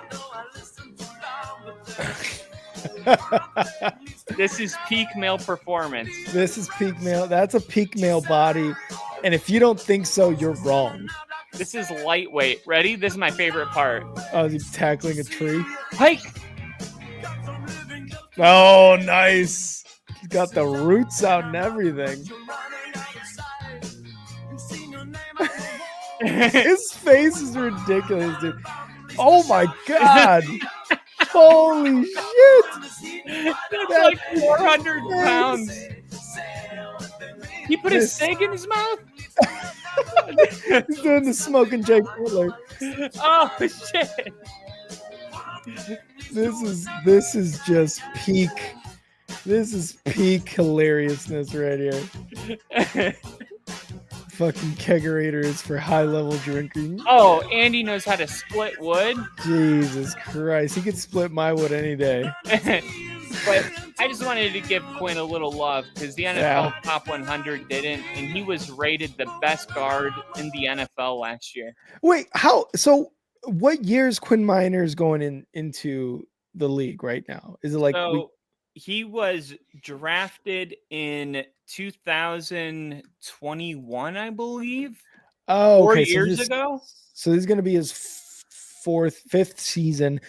Honestly, looking at the video, looking at how well he did last season, 5 years is like I feel like it's getting to that point where you are getting to your Lane Johnsons, to your Kelsey's type of like acknowledgement where you're just like, oh shit, this guy is actually really good and has been good. Yeah. His entire career, because even Joe Thomas, like, yeah, he was drafted really high, top 10 draft, and he was very good, but like no one really knew how good Joe Thomas was until the end of his career, which is sad. But I feel like now linemen are getting a lot more love, and I think Quinn Miners is next. Yeah, on PFF, most impressive recent stats include being named first team All-Pro in 2024. So that's first team All-Pro. That's a big deal.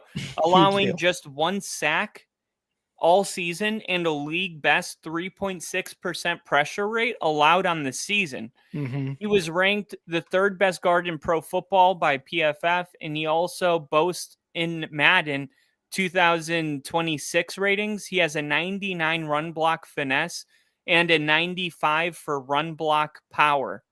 He was ranked the 3rd best. I thought he was the 1st best, but 3rd's pretty good too. He was ranked the 3rd out of 136 guards. Pass blocking was 6th out of 136 guards, and overall 3rd out of 136 guards. Only gave up 5 penalties on the whole season, and he was 1st in sacks allowed, which was, that's so 6th. Good. Wait, no. 51st. I guess there was 50 other guards that didn't give up a sack at all. He only gave up 1, so that's not really a good measure. But yeah, to miss out on the top 100 when like number 1 and number 2, he's number 3. Number 1 and number 2 are in the top 15 and top 20, and he's like out of the 100. I'm just like. I just think it's a longevity thing too. Like I was saying, like I think his name is going to be recognized as long as he continues to perform the way he's been performing. But Lane Johnson, like he's been doing it for a decade. You know what I mean? So, like I said, I think Quinn Miners is definitely like on radars now, and he should be top 100 within the next couple of years or so. And I had one last thing to show you before I head out. Are you guys ready? Please be your balls. Please be your balls.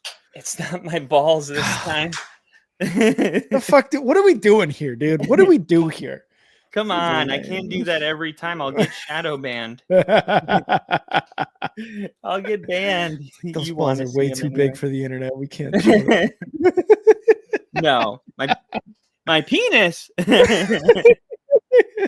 On the other hand, tiny balls, big dick, tiny ball. Or maybe my balls just make my wiener look big. Jin just said he had his fingers crossed. All right. This is what I wanted to share with you. Wait, who did the Bears play week 1? Minnesota Vikings, Monday Night Football. Tune in. I'm going to be here watching the game. It?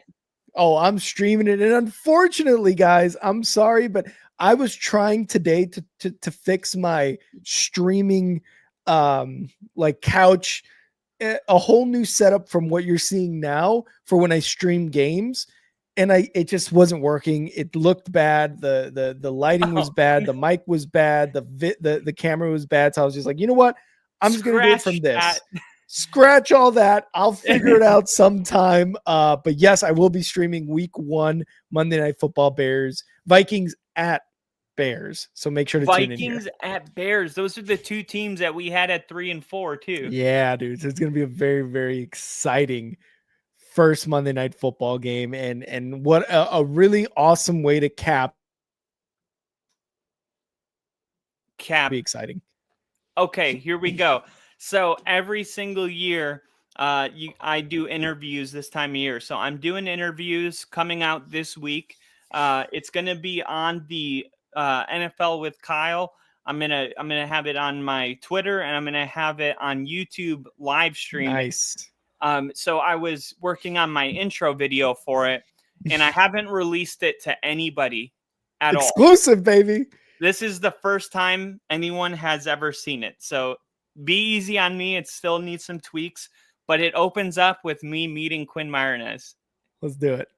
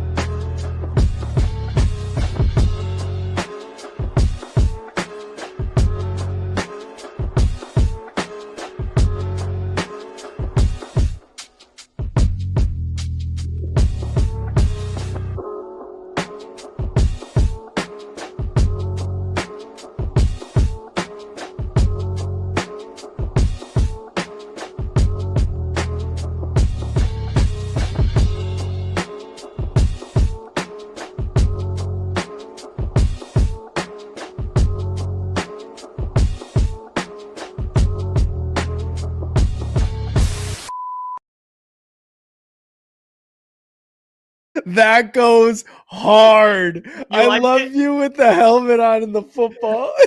That was at Dick's Sporting Goods. Of course. That's a great intro vid for NFL with Kyle, especially with the whole Broncos thing. I love it, dude. I fucking love it. The coolest part of that whole video is that's all my content. So like every single video, picture, I took myself.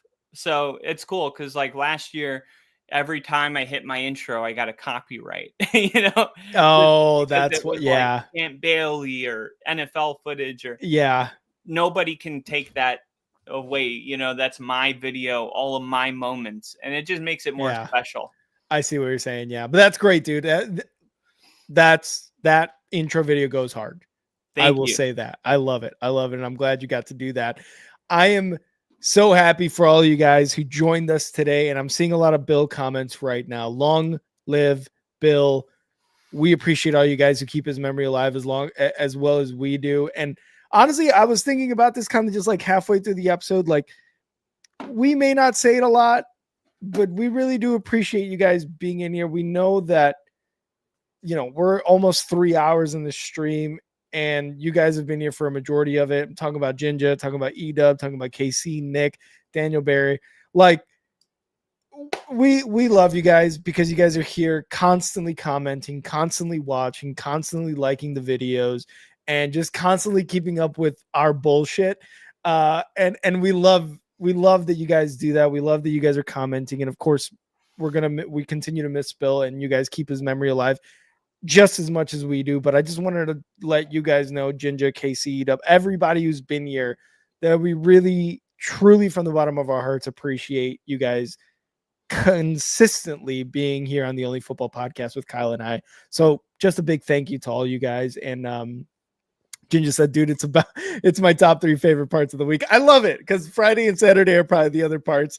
And to compete with the weekend or to even be mentioned in a Friday, Saturday is awesome. So again, big heartfelt thank you to you guys for being here. We really, really appreciate all the likes, all the comments, all the subscriptions, all the, the membership fee that you give us, like, it's ridiculous that we get to make, money off of this, because it's something that we want to do, in the future. And it's just something that I really did want to say, towards the end of this, stream. And, Kyle, if you got anything to say, but I that's something that I really wanted to say. I have a kid on the way. He's going to be here in less than 2 months.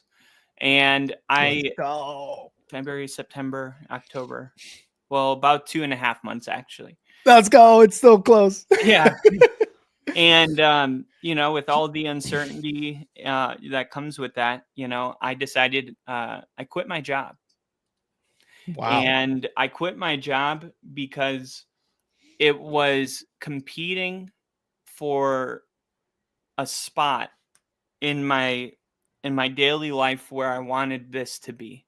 Yeah. I knew that I couldn't produce the content. I couldn't be fully there in a world that I'm, constantly, even if I'm, using my phone as a webcam, it's like I get all these calls, I get done with the podcast and there's an emergency at work. And it was just this never ending roller coaster that even when I was off the job, it never really ended. And it was like, the money was awesome, but at the end of the day, like, I don't care about that. Yeah. I care about this podcast growing and getting to a place where it can bring an income in so that I can be able to support my family through this. Mm-hmm. But there is no this if I don't get rid of that. It's anything that is going to prevent me from getting this channel with Rick to the place that it needs to be for this to be a full-time job.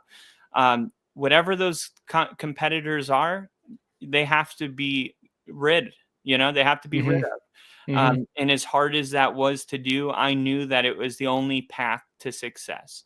And I just wanted to tell you guys that because A, you're going to see more of me now.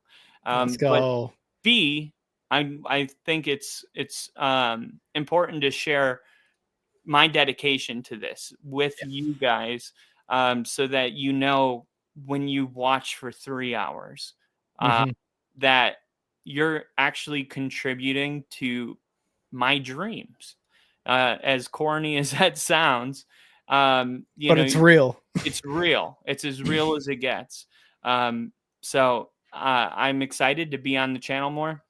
I'm excited. I'm at first I was like, I didn't know how to feel about it, but now I'm positive that I made the right job.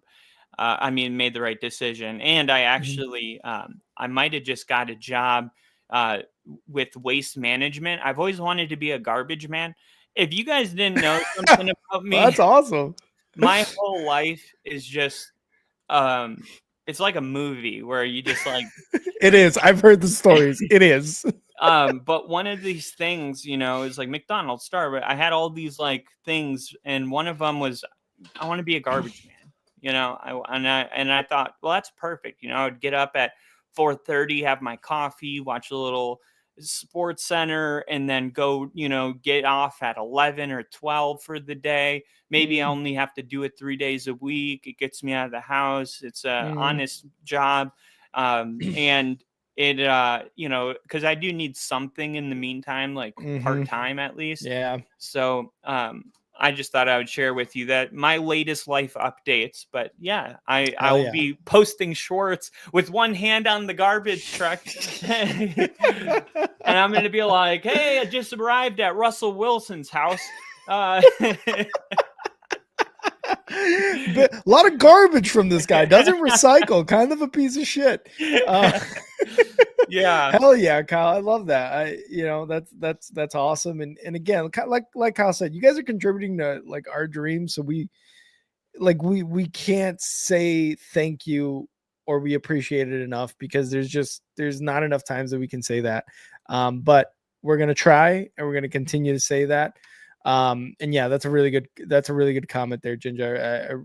That's very, very true as well. So, but thank you guys for being here again, almost 3 hours on the stream. We gave you a Eiffel Tower of division predictions with the AFC and NFC North. We hope you enjoyed it. Like Kyle said, we're going to be doing more content. And the season is almost upon us. And you guys know what that means. That means primetime streams. That means Sunday streams. That means breaking stuff down. And it's going to be another awesome NFL season here at the Only Football Podcast. And we can't wait for you guys to enjoy it with us. So with that being said, thank you guys again for being here so much. Hit that like button. Hit that. Yeah, here we go. No, we can't play because then we're going to get a copyright. Did it happen? Yeah, it happened. We got hit with the copyright last time, so we can't play it anymore, unfortunately. Ooh. It would have been awesome. But we just pretend that Shedeur Sanders song is We'll get copyright free. That is something we're adding, just so you guys know. Once we get to this part, I'm gonna have. I got some royalty. I actually paid for some beats. One of my friends makes beats. Oh, so nice. I got some like really good ones. I'll send them to you after. But we're gonna have a beat in the background for this part of the podcast moving forward. Not that one, but a different one. Hell yeah. Love to hear it. So be on the lookout for that, guys. Again, thank you guys so much. Hit that like button, hit that subscribe button. We would really, really appreciate it. Go follow us on X at Only Football Pod and at NFL with Kyle. Like Kyle said, he's going to be coming out with some more content. You already saw his intro video, which was an exclusive on this stream. So make sure to check out all his videos coming out. They are going to be bangers. So make sure to follow him on X, follow us on X, subscribe on YouTube, follow us on Twitch. We would really, really appreciate that. And long live Bill, Kyle. Long live Bill. Love you guys. See you soon.